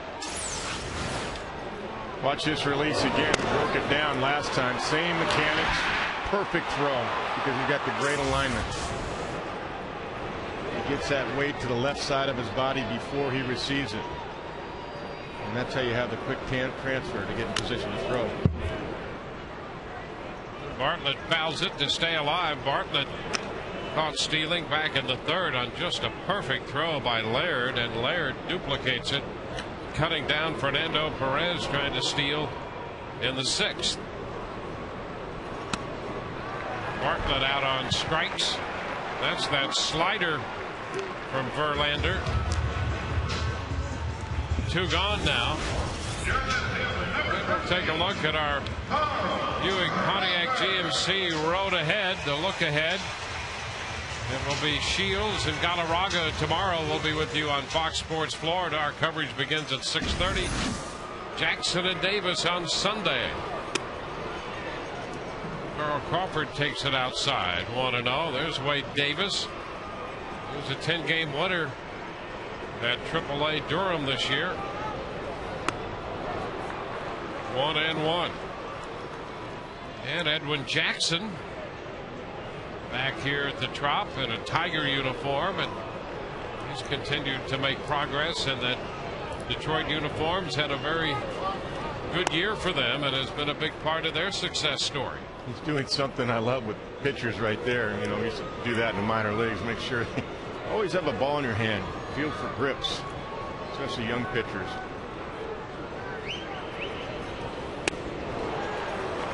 One ball, 2 strikes.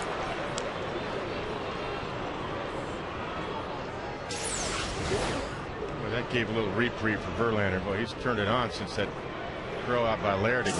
He's got him all pumped up. Good breaking ball. Upstairs with a fastball that time. 2-2.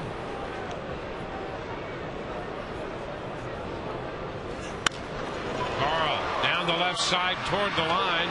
Guillen over though and makes the catch to retire the side. We go to the 7th, tied 1-1.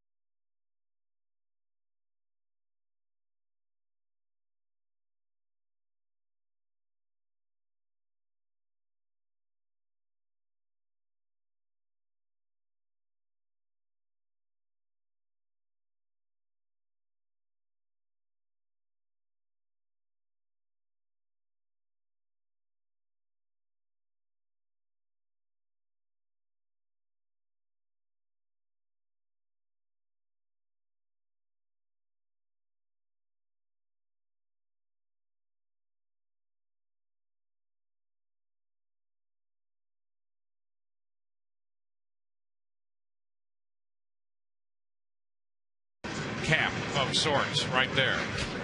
It's a 1-1 ball game. The Rays with a run in the second. Tigers with a run in the sixth. By the way, we just checked Laird and his throwing percentage. He came into the game at almost 41%. He's now thrown out 33 of 78 runners attempting to steal this year. And in today's game, I mean, Major League average is about 28, 29%. Used to be, 20, 30 years ago, if you threw out 50%, that's what you shot for. Anything above 40 was good. Today, anything above 40 is like yesterday's 50. And the line drive to third caught by Longoria, and Laird is the first out.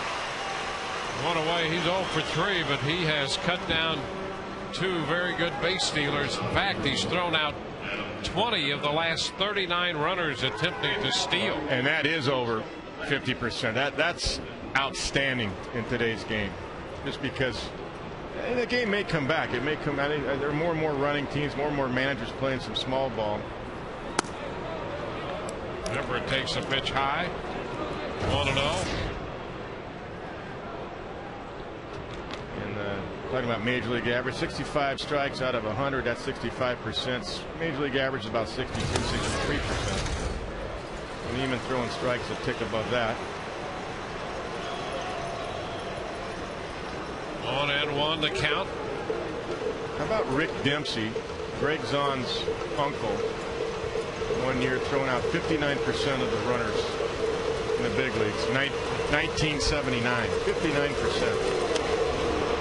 This one is down 2-1. You talk about getting rid of the ball and moving your feet before the ball even got to you. That was Rick Dempsey. And a rocket for an arm. He was incredible. A little tap, charged by Longoria. Nice barehanded pickup and throw. Got him. Outstanding play by Evan Longoria on the tap hit by Everett. The only thing he could do was make the barehanded pickup, and he got his man. Yeah, there's a few guys I've seen over the years that make the play great. Robin Ventura is one I could think of, but nobody makes it better than Evan Longoria. Getting a chance to see him all season long. These little choppers and bunts coming in. He can make it with anybody I've seen. That's a fantastic play. 2 outs. Now Curtis Granderson. A breaking ball to start him. In there for a strike. That's a good curve.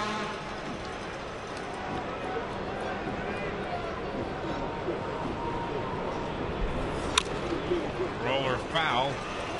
0-2. Base is empty. 2 outs, 2 strikes to count. I've talked to many hitters this year that have faced Neiman over the course of the summer. They don't like seeing that curveball. That's why I say, I mean, it's a nasty curve. Right over the top. Upstairs. 1 ball, 2 strikes now. See, I get the information and I pass it on to the Rays. Yeah.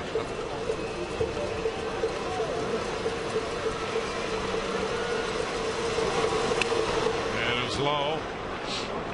2 balls, 2 strikes.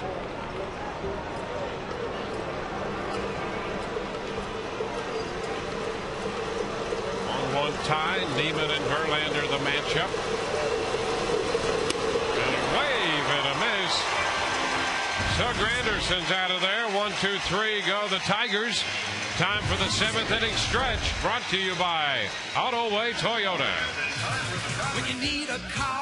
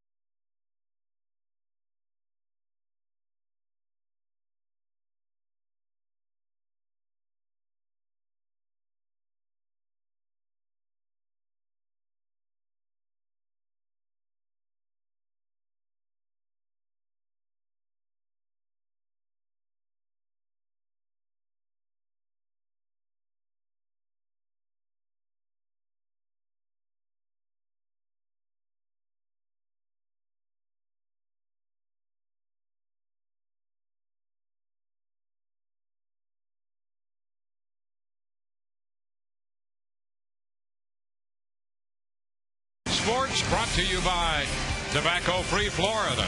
Tobacco-Free Florida wants you to be tobacco-free. Visit tobaccofreeflorida.com for more information. And by your Select 7 Buick Pontiac GMC dealers. Vin Zobrist to lead off the home half of the seventh. The pitch is in there too high. Breaking pitch from Verlander to start the bottom of the frame. Pena next, and then Burrell. 1-1.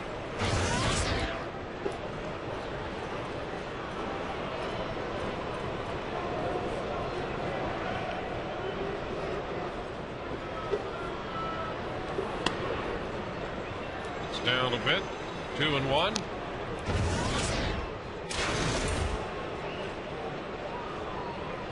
Rays scored a run in the second, and the Tigers got one in the sixth. It's line foul, out of play. 2-2. Talking about that no-hitter thrown by Verlander a couple of innings ago in 07. And the first at Comerica Park. There's a breaking ball that dropped in. He thought it might have been high. And that's strikeout number 5 for Verlander. That's exactly what Ben thought. A little bit high. Wasn't that he didn't see it or track it well. He just thought it was up. Take a look from the side. I mean, it's the high part of the zone. Did cross about the bottom of where the Rays are. And that's about as high as you go. And Mike Riley gives Verlander the edge. Here's Carlos Pena now, hitting against the shift. Pitch is outside. We mentioned it was the 6th no-hitter in Tigers history, and was the first in Detroit since 1952 when Virgil Trucks no-hit the Washington Senators. Wow, I missed that. That's what they missed out. I thought you were going to say maybe a Denny McLain. He never threw one, huh? Denny McLain? Nope. Back in the day? And that's last 30-game winner? In fact, when Trucks threw that no-hitter, that's when Tiger Stadium was Briggs Stadium. Wow, okay, that's going way back then. Line drive into center field. Another base hit for Pena. Carlos makes the turn. Another solid line drive. But I'll tell you what, Dwayne, he's got to take some tapes home of these swings this past week to 2 weeks. This great line drive swing with backspin. Because he's going to hit about 280 next year doing this. Much more fluid and level swing. Shorter swing path through the ball and just as much power. You don't have to lift to hit it out when you're strong like Carlos. He uses the legs perfectly anyway. Here's Burrell. He takes a strike. Vance grounded out. Grounded out third to first. In the second, hit a fly ball to center in the 4th inning.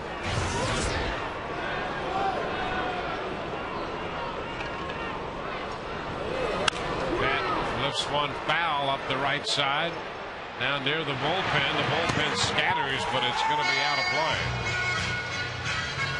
Bullpen looks pretty clean down there. Yep. Few no sunflower seeds, though. Let's see. No bags. Nope. Got those out of there. Pick up that glove, guys. Let's see what else. Few cups. If they went into a cup. Well, and the right fielder throws his hands up. That's it. That's the end of it for me. This one is down. Hey, did you see, by the way, the other day, Victorino of the Phillies tried to throw his hands up on the ball, and it was just laying there. Those, yeah. And the umpire doesn't have to call that. That's right. And he didn't. Well, we discussed I think the kid got an inside the park home run, by the way. Yeah. On that ball. Howell and Balfour in the bullpen, and a breaking ball lined into left. It's going to hang up and be caught by Guillen. Just enough hang time to give Guillen a chance to make a play on it, and he caught it. Yeah, Guillen's bounced around. He's Played third, moved to first, moved to third when they switched Cabrera and him last year. Of course, he was a shortstop coming up, and they asked him to go to left field this year. Brandon Id's all third baseman full time this year. And he's done a pretty good job. I was mentioning about Guillen's bat. He's a .288 lifetime hitter, by the way, which is the other reason Joe Madden elected to put him on back in the 6th. Here's Longoria. High fastball. Verlander working here in the 7th. He's made 106 pitches.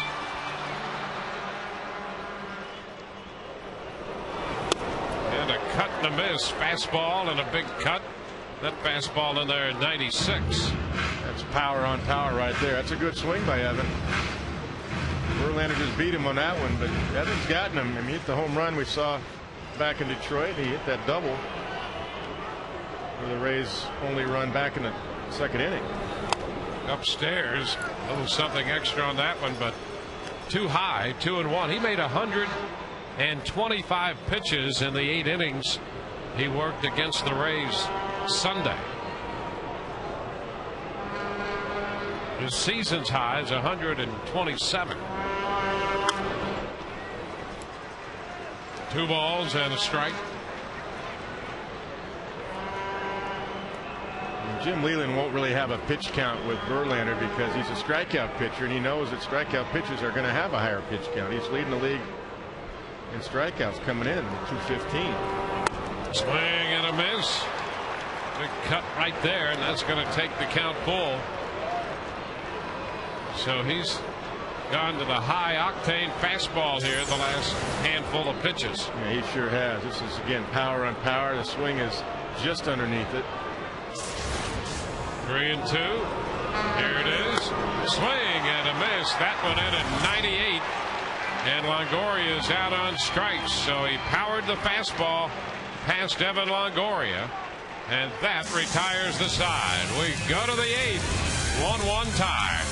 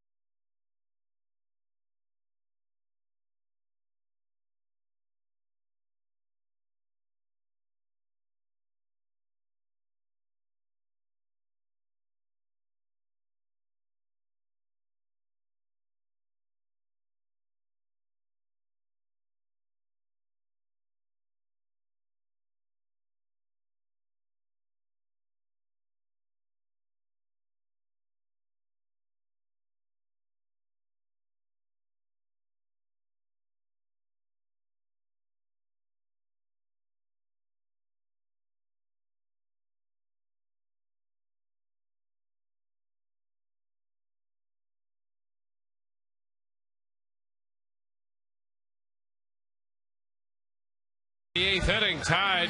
Rays and the Tigers 1-1. Jeff Neiman and Justin Verlander squaring off.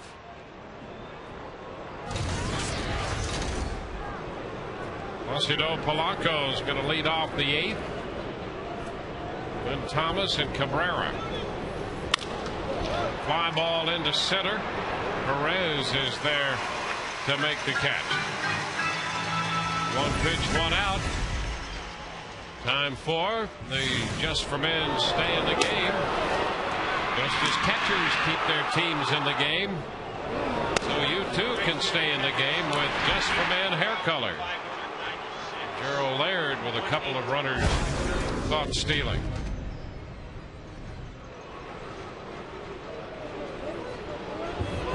Here's Thomas. There's a strike on the outside part of the plate.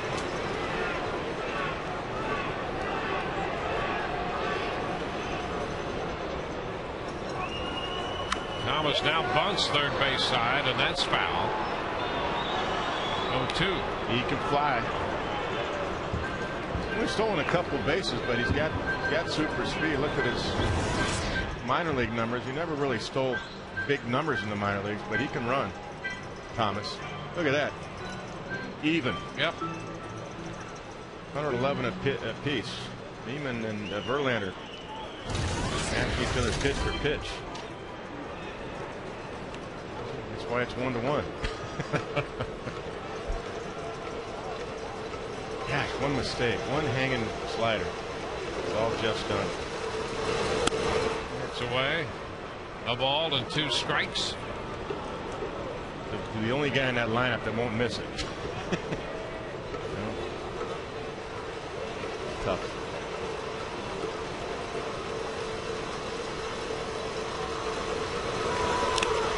And Thomas out on strikes. A foul tip strikeout. Navarro hanging on for the out. 6 strikeouts. He's had a good changeup tonight too. Look at that. Nice tailing action right there. Let's Mike Raleigh see it. I caught it clean, no problem. And Leland arguing it's the foul tip if it hit the ground before he caught it. That's what Jimmy Leland's out there for.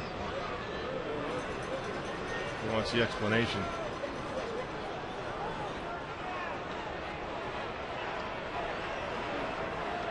He wants to know, number 1, was it foul tipped?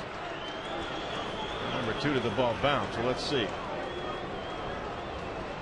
Didn't look like he foul tipped it, and DeHonor caught it right in the webbing of the glove. Didn't hit the ground either. Mike Raleigh got it right. And a pitch in on Cabrera. It's foul right at his feet. Strike 1.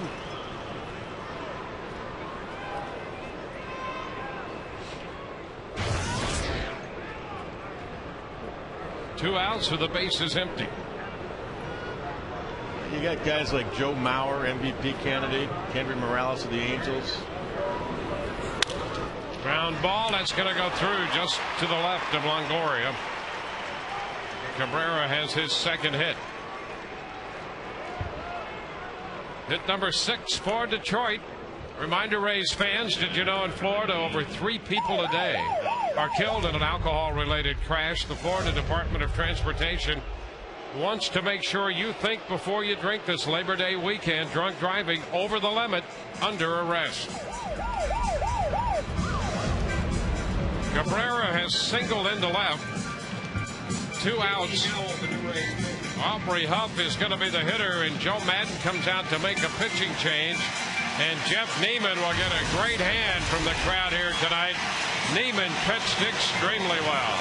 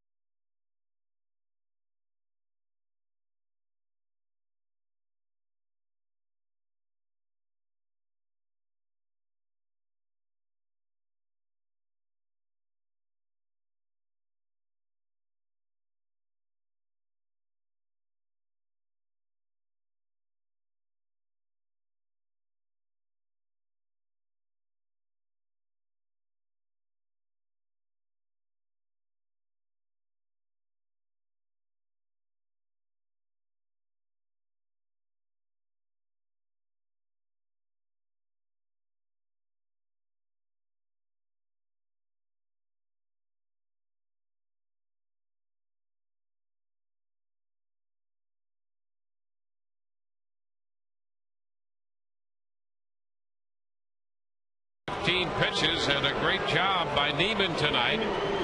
He gives way to J.P. Howell, and now Huff will be lifted, and Maglio Ordonez will bat against J.P. Ordonez takes a pitch inside. Take a look at the splits for Howell. Left-handed hitting and right-handed hitting. The righty's hitting 152 against him, hitting 6 of the 7 home runs he's allowed. Ordonez takes a strike. Meanwhile, Maglio Ordonez, in the face of that, is 3 for 5 with no home runs against him. Yeah, and it's matchups that Jimmy Leland says I'm not really worried about what Howell's numbers are. I know what Ordonez has done in his career. There's a strike. The reason JP gets the righties out, of course, is for that reason right there. He can throw his curveball and his great changeup that fades away to right-handed hitters.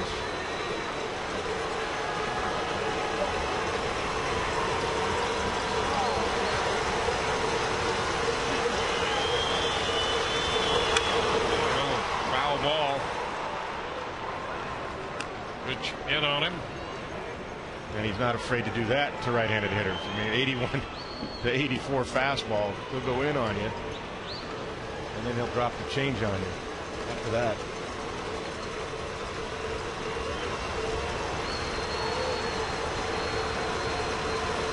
Runner at first is Cabrera.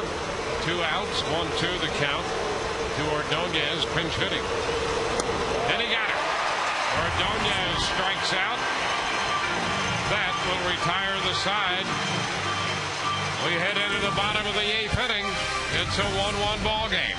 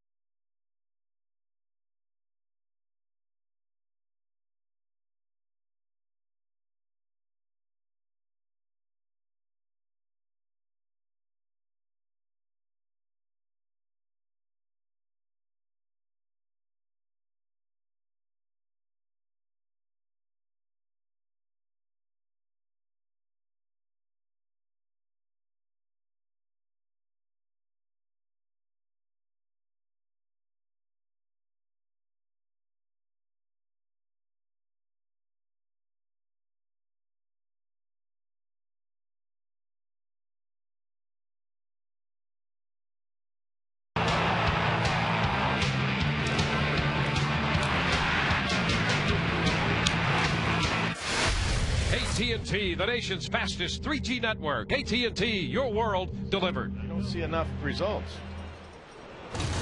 Bottom of the 8th, Gabe Gross will lead it off here against Justin Verlander. Pitch outside, 1 ball, no strikes. Gross, Navarro, and Perez do. Game has been tied since the 6th. It's a 1-1 ball game.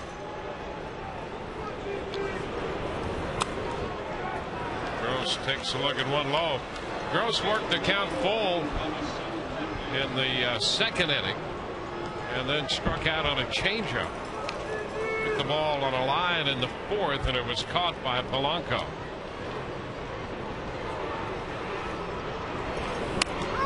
And that's going to be a strike on the outside edge. 2-1.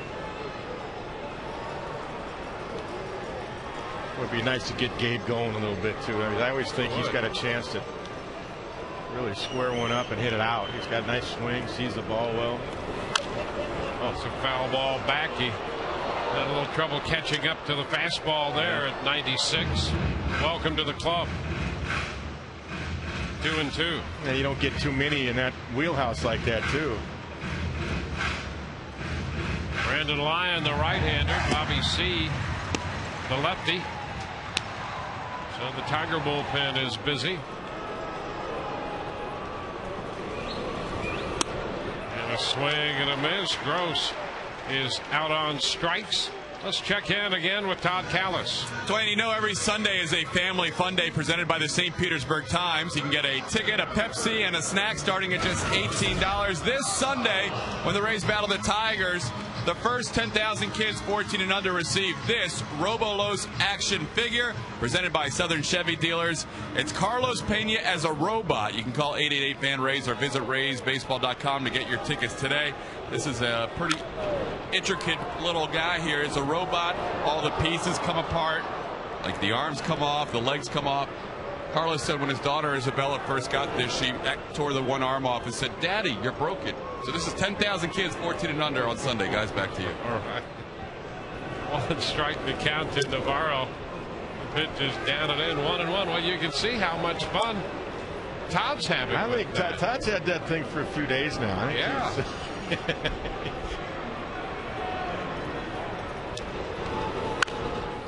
It's a ground ball foul. 1-2.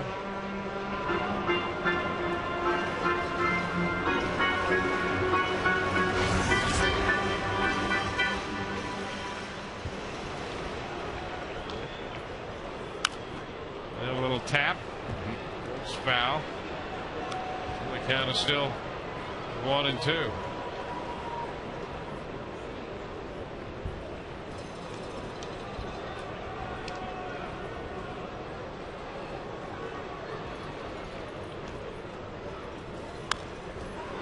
This one is foul back. Good swing.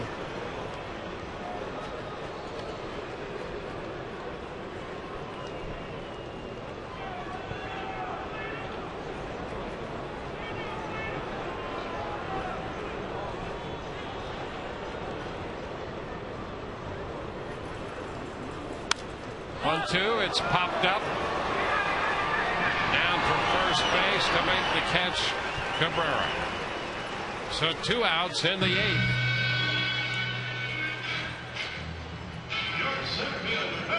Well, Neiman and Verlander have had great nights.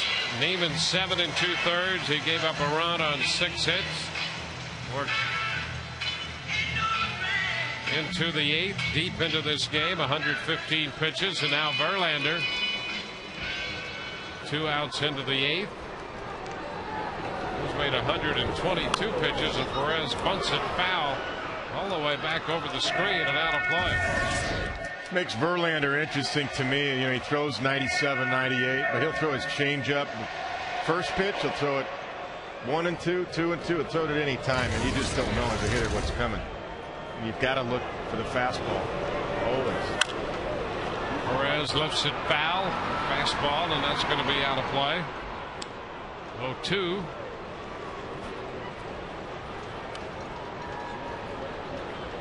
Fernando Perez getting the start in the place of B.J. Upton. Had a base hit in the 6th and was caught stealing. Upstairs, the Rays have lost a couple base runners that way tonight as Gerald Laird continues to be the best throwing catcher we've seen. Yeah, 42, 43%. That's way, way above Major League average. And a little chop to second, charged by Polanco. Throw to first is in time to retire the side. We're at the end of 8. This game tied 1-1.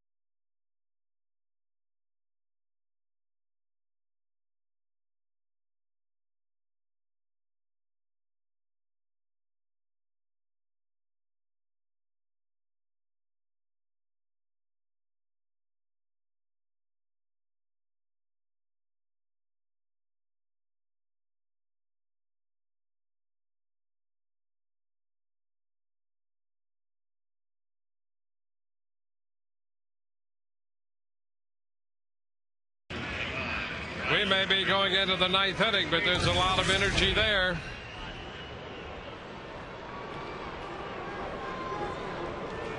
Got the baby cowbell going.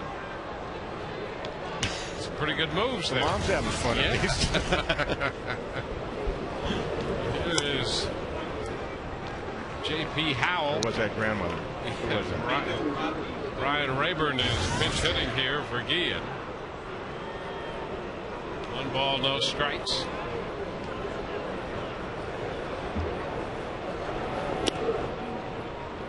Two and 0. So Guillen lifted for the pinch hitter against Howell. Guillen a switch hitter, but limited to swinging from the left side because of the shoulder. And Ryan Rayburn pinch hits. 3-0 count. Inge is on deck, then Laird.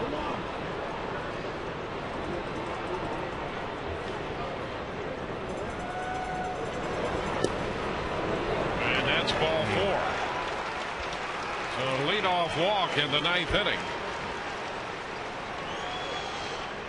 Texas has beaten Baltimore 5-1. That's the final. So Texas wins. And the White Sox scoring a lot of runs tonight, up in the bottom of the 5th inning, 12-1 over Boston. Here the Rays tied 1-1 in the 9th. Gene Lamont had a few words with Brandon Inge before he steps in. I don't think he's bunting, but you got to guard for it. But with the bottom of the order behind him and a guy that's got 26 home runs, I doubt very seriously he's bunting. And the first pitch is a strike, and certainly no indication there. Yeah, I mean, you're on the road. You gotta go for it. For Jimmy Leland.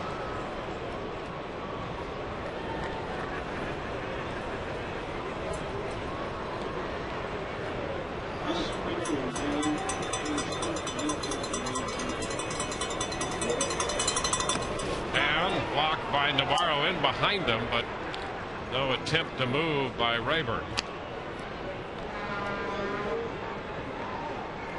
So the count goes to 1-1 on Inge. Now be something in his eye.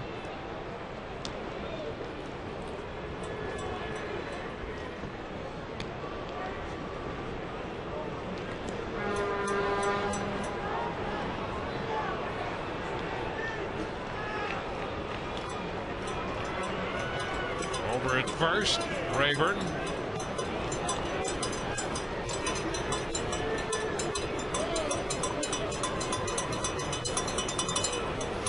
Ground ball outside of third, advancing the count to 1-2. The Rays and the Tigers, they went 2-2 in a 4-game series in Detroit. They're playing their entire 7-game season series over a 10-day span, with these 3 games here at Tropicana Field.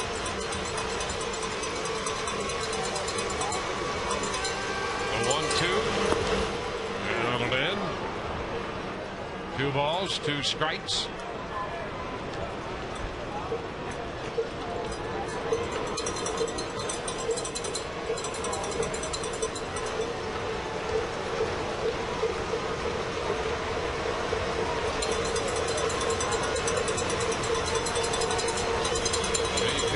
Worked on Wednesday in the Boston series.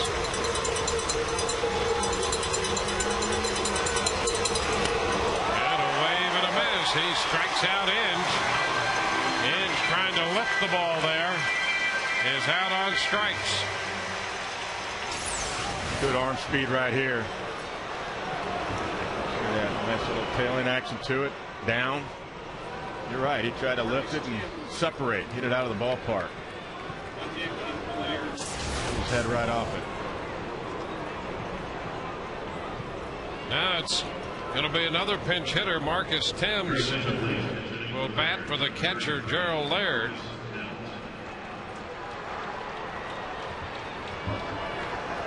Well, That could be a good thing if you get Timms out. Yeah, because you get Laird out of the game. Yeah. The way this guy's throwing. Got the top of the order coming up in the bottom of the ninth. Jason Bartlett and Crawford, 2 base stealers. Boy, you get that defensive catcher out. You can put a 0 up this inning. That's big. The way that guy's throwing people out.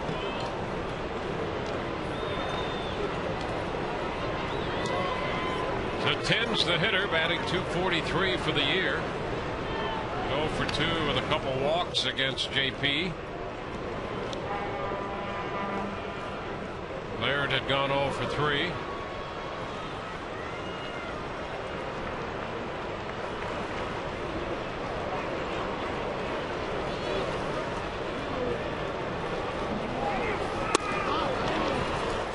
That's a ball. Timms with some pop.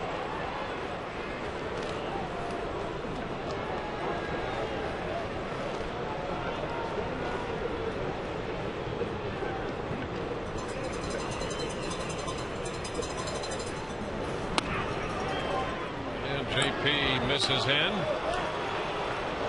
2-0.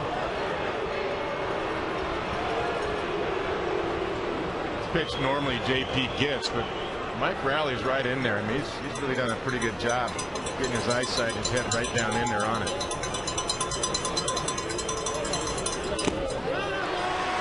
balls and a strike.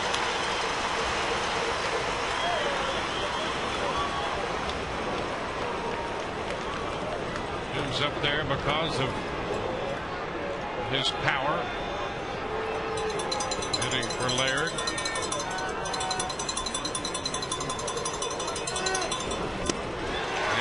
Big cut and a miss. It's 2-2. In fact, his home run to at bat ratio since 2004 with the Tigers is 1 in every 14.37 at bats.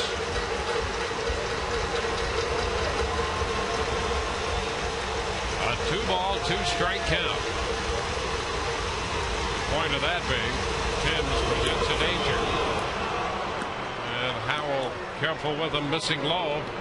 3 balls, 2 strikes.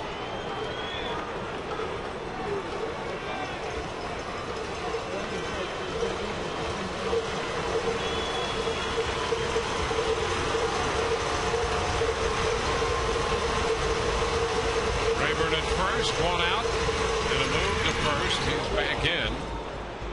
Full count to Timms.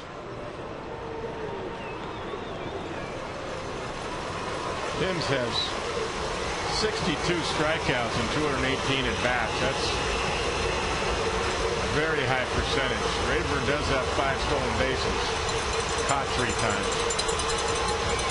He's not going. 3-2 is ball 4. He just missed. So the walk will push Rayburn up to second base. 2 walks in the inning and 1 out. Side shot right here. Was the ball down? It was right at the front knee. Crossed it. Caught the plate. I'll tell you, that's a good pitch. Yeah, it did cross the front knee. I think what Mike Rowley saw is the way DeHonor caught the ball and tried to pull it up. He had to turn his glove over.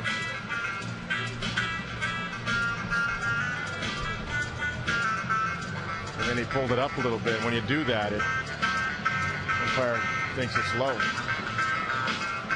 Madden makes a quick trip to the mound.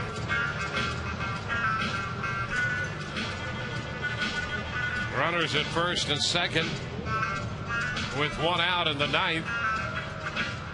The Rays had had Springer and Choate up in the bullpen. And here's Adam Everett.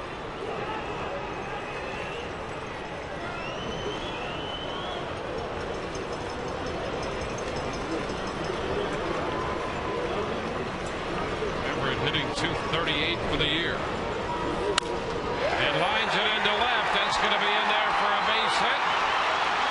Rayburn will score, and Detroit takes a 2-1 lead. Rayburn Everett scores from second. Tim stops at second as Adam Everett delivers a line base hit into left to make it 2-1. Yeah, the ball's just up. Pretty hit it. Wants a fastball right down the middle. Kind of on a tee for him.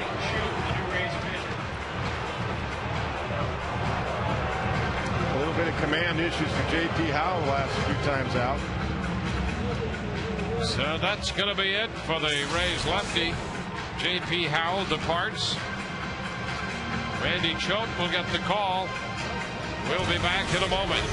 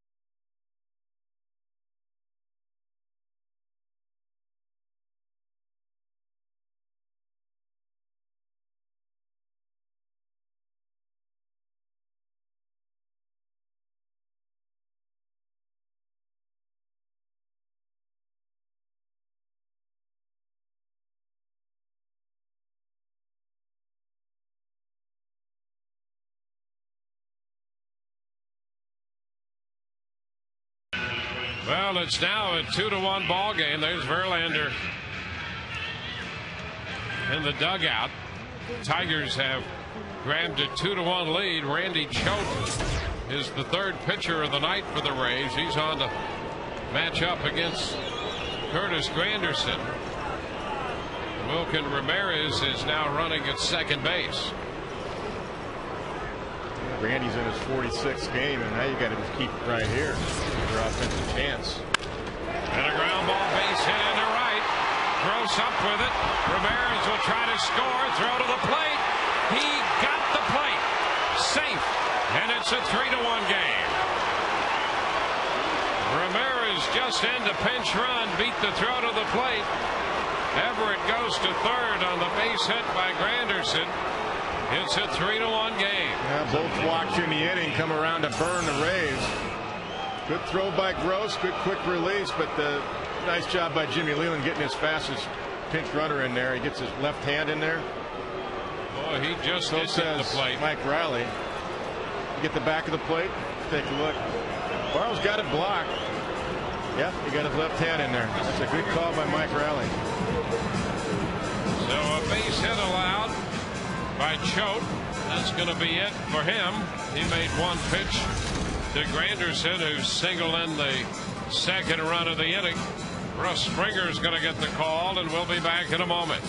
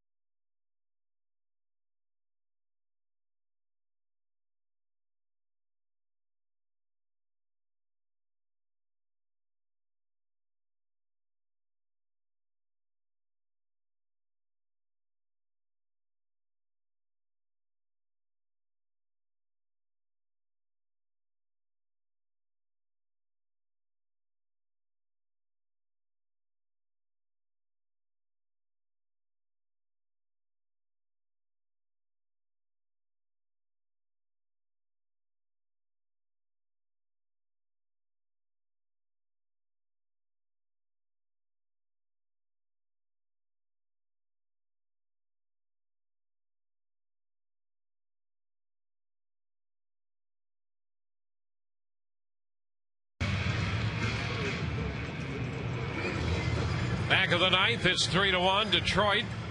Everett a base hit to give them the lead. Granderson a base hit to make it a 2-run ball game.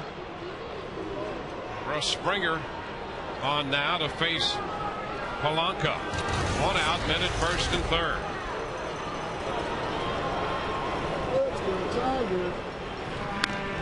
Granderson back in at first. Well, to me, you know, the 2 base hits for runs here, I'm not sure of the game plan. Because first of all, you give a fastball to Everett first pitch, and then this. You bring a lefty in with a tough slider, tough on lefties.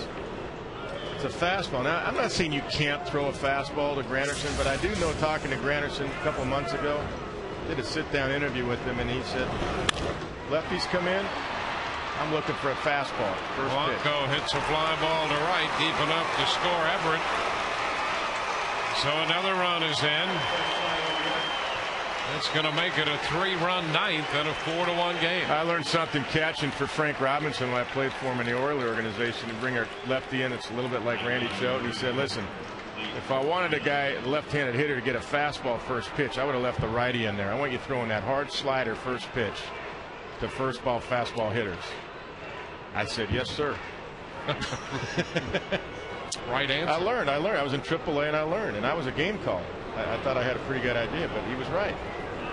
Sometimes we throw that first pitch fastball, think we're going to get ahead, and then they go to the slider. Well, hitters know why your lefty's coming in. You can't outguess them. I mean, I think you're going to sneak one by, and they still look fastball. Early Thomas takes a pitch high. Yeah, you're right. You're right. I think this game is down because of the sequencing tonight. Even the one to Cabrera I talked about earlier.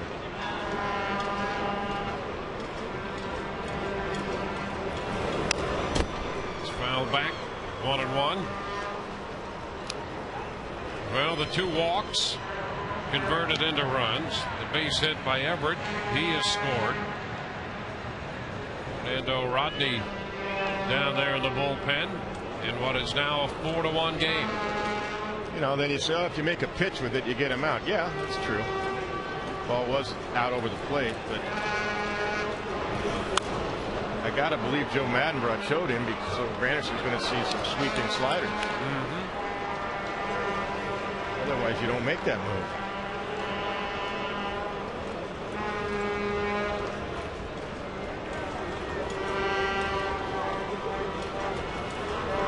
This guy will throw a first pitch slider, first pitch changeup. Verlander, seen that all night. And he throws 98. Time granted to Navarro.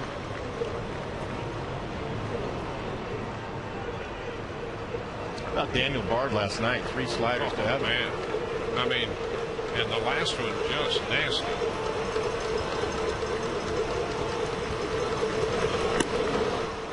Two balls, 2 strikes. Namath gave up a run in 7 2/3. Howell charged with, was down 3 runs.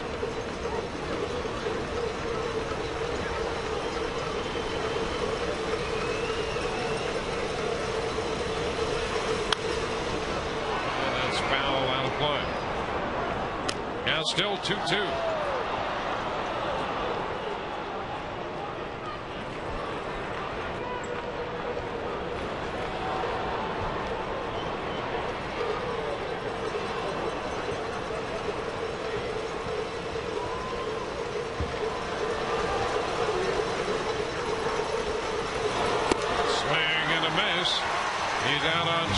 To retire the side, but the Tigers score 3 in the ninth. Rays will have the top of the order. Bartlett, Crawford, and Zobrist coming up, down 4-1.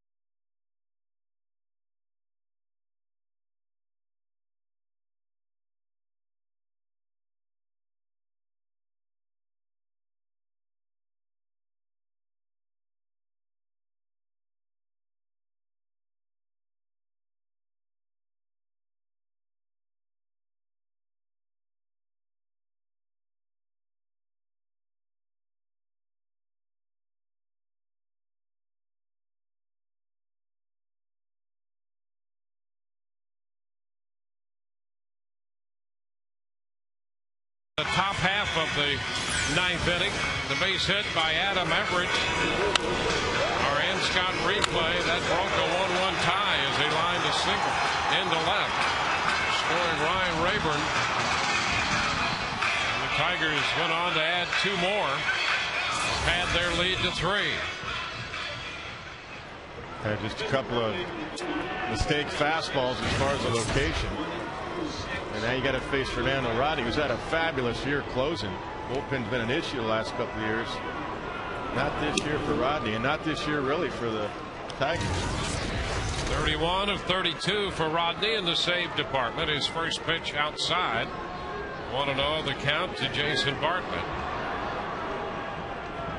Alex Avila is now catching. There's the strike. Down in left field is Ryan Rayburn.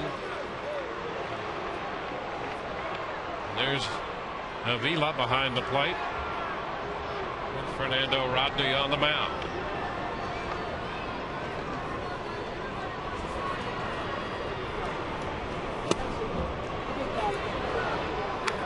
Two balls and a strike. You never know. Get a base runner. I've seen the Rays do it before.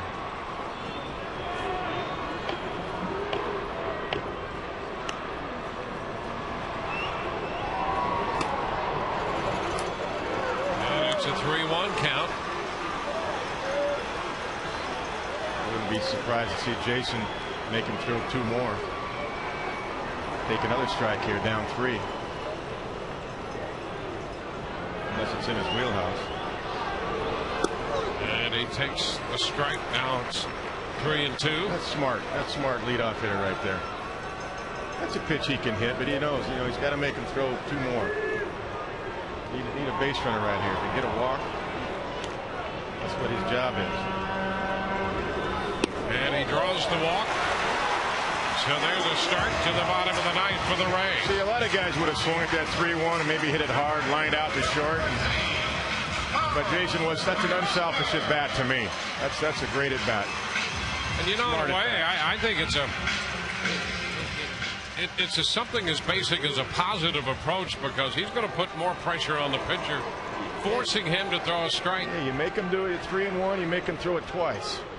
He couldn't do it. Crawford takes a pitch outside as Bartlett goes into second base with defensive indifference. And the reason that's good, because there's no double play situation now on the ground. Not that you get Carl anyway, but we've seen him hit into a couple. Laird goes out there to talk to Rodney. Hey, we got to throw strikes. You got Zobrist, Pena, and Burrow to follow after Carl Crawford. So the Rays have a shot here. One more base runner. 1-0 pitch inside. 2-0. Well, now Carl has to take a strike too. And after walking Bartlett and falling behind Crawford, now a visit to the mound. Well, the Rays trying to be patient here and fill the bottom half of the ninth inning. Rick Knapp out there. His first year as the pitching coach of the Tigers. He spent a lot of time in the minor leagues. Yes, he did. He was in the minor leagues as a pitching coach when I was managing in Texas in the big leagues. He's been around a long time.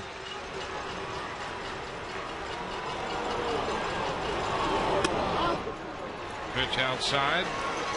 3-0. See, to me, Carl now has to take 2. For the same reason Jason Bartlett did. You don't need to hit your way on if the guy shows you can't throw a strike, so make him throw 2 more. Well, the Rays need base runners. Carl takes a strike. Throw another one. 3-1 here. You can act like you're going to hit, but really in your mind, take it. Get down there and grind like you're going to swing, but take it. 3-1 pitch. And he takes ball 4. So Bartlett walks, Crawford walks. 2 good at bats right there against a guy who's having trouble finding the strike zone. They didn't give him any help.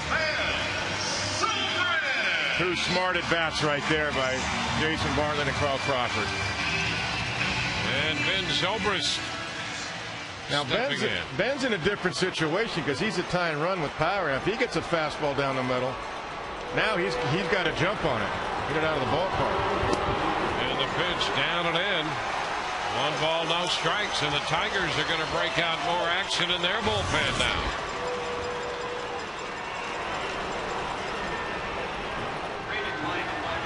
And Ben's pretty good at zoning the ball out, meaning he's pretty good at looking for his pitch.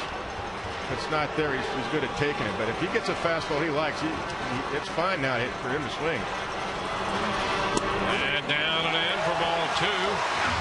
The lefty Bobby C. Brandon Lyon, the right-hander, down in the Tiger bullpen. Well, now I might think about taking one, even 2-0, because you got Pena on deck.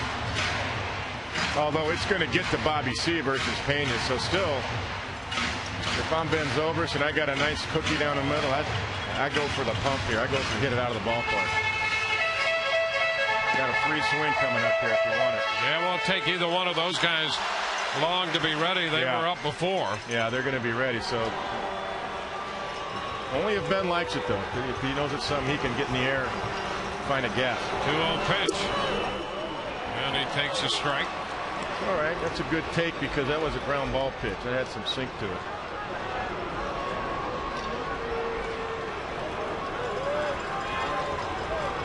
First and second. 2-1 the count. Zobrist hits a long fly ball, but it's going to be foul. Wow. He had home run distance on it, but was out in front. It is a good at bat by Ben. I mean, that's foul, but that's what he's got to do. He knows this is a situation where he's got to be the guy to do it. And he did. He got a pitch that he hits out, and he did, but he hit it foul. Just hooked it a little bit.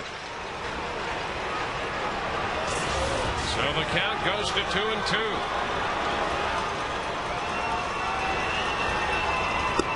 And strike 3 called, a fastball, and Rodney slipped it by him. 1 out.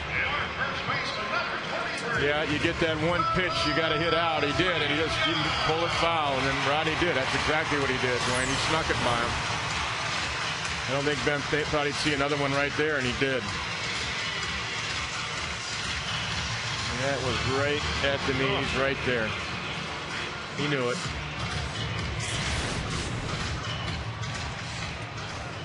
Yeah, he's thinking about that pitch right now in the dugout. 1 out. Here's Carlos Pena. Well, sometimes you outthink yourself. You go, well, I'm not going to see that pitch again, and then he comes right back to the same pitch. Pena, check swing there on the off speed. That's a strike.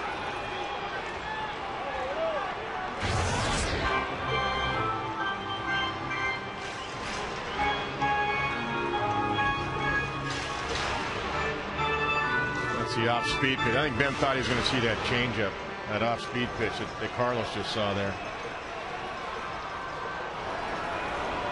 First time Pena has faced Fernando Rodney.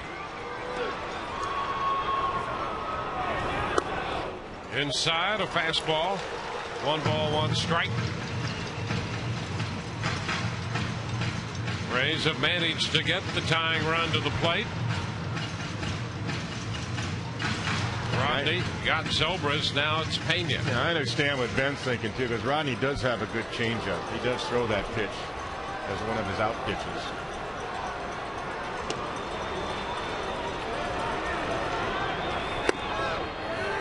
And that's going to be a strike around the knees. And I think Carlos is looking for it too, the off speed. 1 ball, 2 strikes.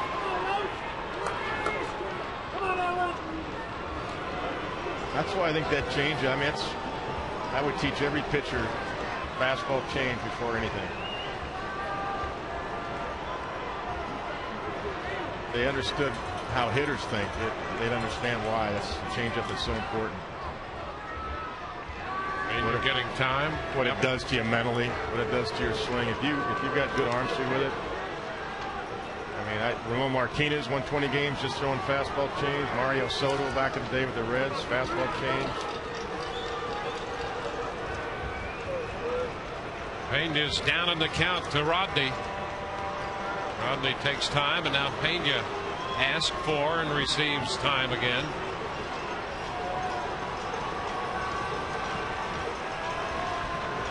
Rodney worked 2 days ago against Cleveland.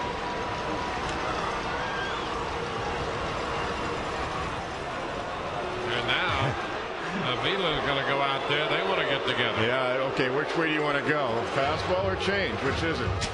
That's what that conversation is. Well, apparently the changeup even puts doubt in the catcher's mind. Yeah, that's right. See, he's got the count though now to throw either one. He can try to go. I don't think now you can get a fastball by Carlos. I think he'll be ready for it now.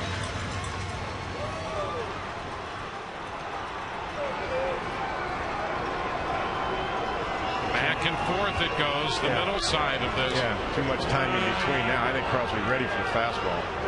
I don't think he'll take another fastball, so he might throw the change up there. 1-2, and there's a looping base hit into left field. Bartlett's on his way to the plate. Crawford goes to third, and it's 4-2. Pena drives in the run with his third hit of the night. Yeah, you weren't going to get another fastball by Carlos. He was ready for that. Even though it got in on him a little bit, he was ready for it. That's what he was looking for. That's why I thought he might throw the change. I would have called the changeup. Doesn't matter what I would have called. It's what they call. He was ready for it. Nice swing getting inside it. Look at this. That's that good, short, line drive swing. He's a different hitter right now. Getting base hits to left center, right center. Nice job of hitting right there, Carlos. Smart. So Pena 3 for 4. He's at first. Crawford's at third. It's a 2-run game, and here's Pat Burrell.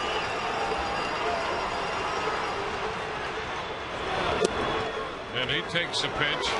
That's a strike at the knees, says Mike Riley.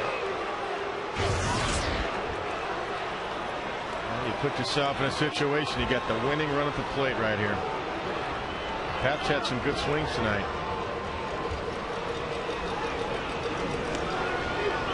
An 0-1 count. That's low. 1-1.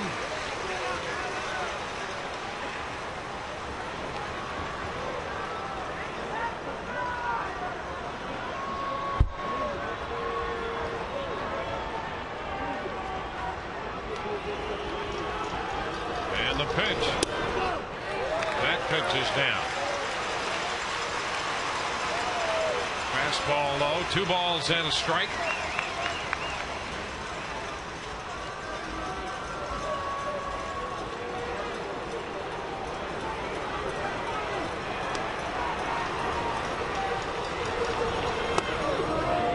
That's going to be a strike at the knees. Yeah, that's a good changeup. Yeah. 2-2. Crawford walked. He's at third. Pena singled. He's at first.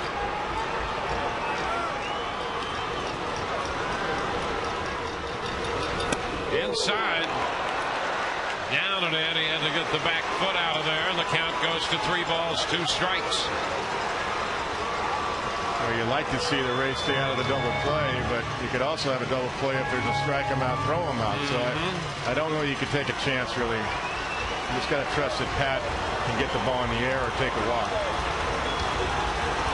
Now the 3-2. And a swing and a miss. He strikes him out on a change. And I think Burrell checked with Riley to see if that was a strike, and he said no. Yeah, I think it ran out of the zone. It was a tough pitch, good arm speed. And the right move by Joe Madden not to send Pena for that reason. Yeah, it was off the plate. See where Mike Riley's head is? It was off the inside corner. And Mike Riley was right on top of it. Just off the inside corner. Tough to lay off. You can understand why Pat swung at it. So 2 outs. Here's Evan Longoria.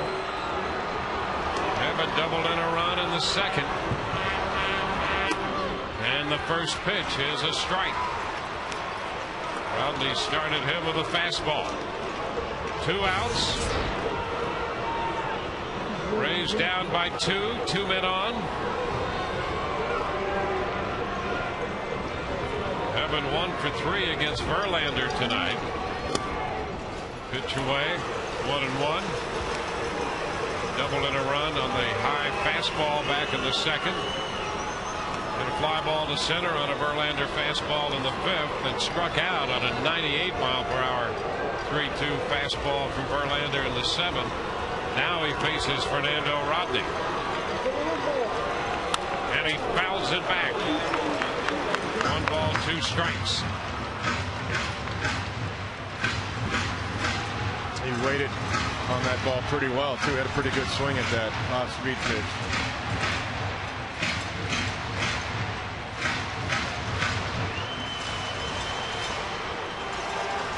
One and 2. Longoria out of the batter's box, making Rodney wait a bit longer. Now he's ready. The 1-2. Swing and a line drive. That's a base hit. Headed back toward the corner. Crawford won't score. Pena will be stopped at third. Into second with a double goes Longoria. Now it's 4-3. Pena to third on the second double of the night by Evan. And just for a moment, Rayburn had a little trouble with the pickup in the corner. And you had to think, just for a split second, could Pena score? I did for sure. I thought he was going to score. Take a look one more time. This ball's in off the plate. And once again, he gets his hands inside it like he did on Verlander earlier. And that's it. He stopped it from hitting the carom. If he had hit the carom or the wall, I think he would have had real problems there. It actually turned out to be a nice play by Rayburn, because he gloved it before it hit the wall. He kept it in front of him. Now it's Willie Ibar to pinch hit.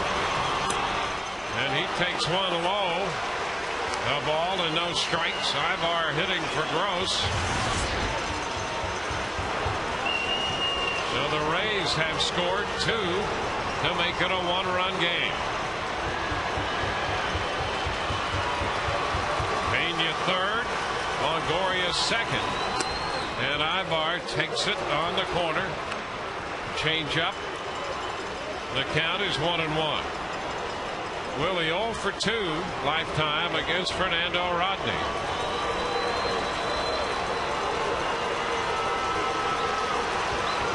Rodney's made 32 pitches here in the ninth. And Ibar takes ball 2. 2-1.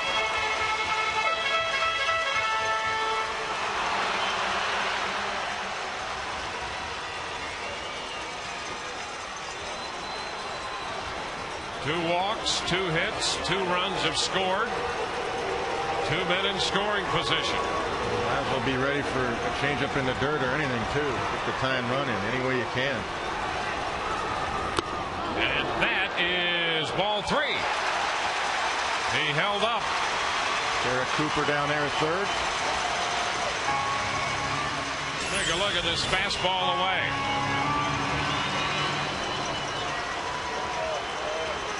Definitely off the outside corner. 3-1 now. The count to Willie Ibar. And a ground ball to first, picked up by Cabrera.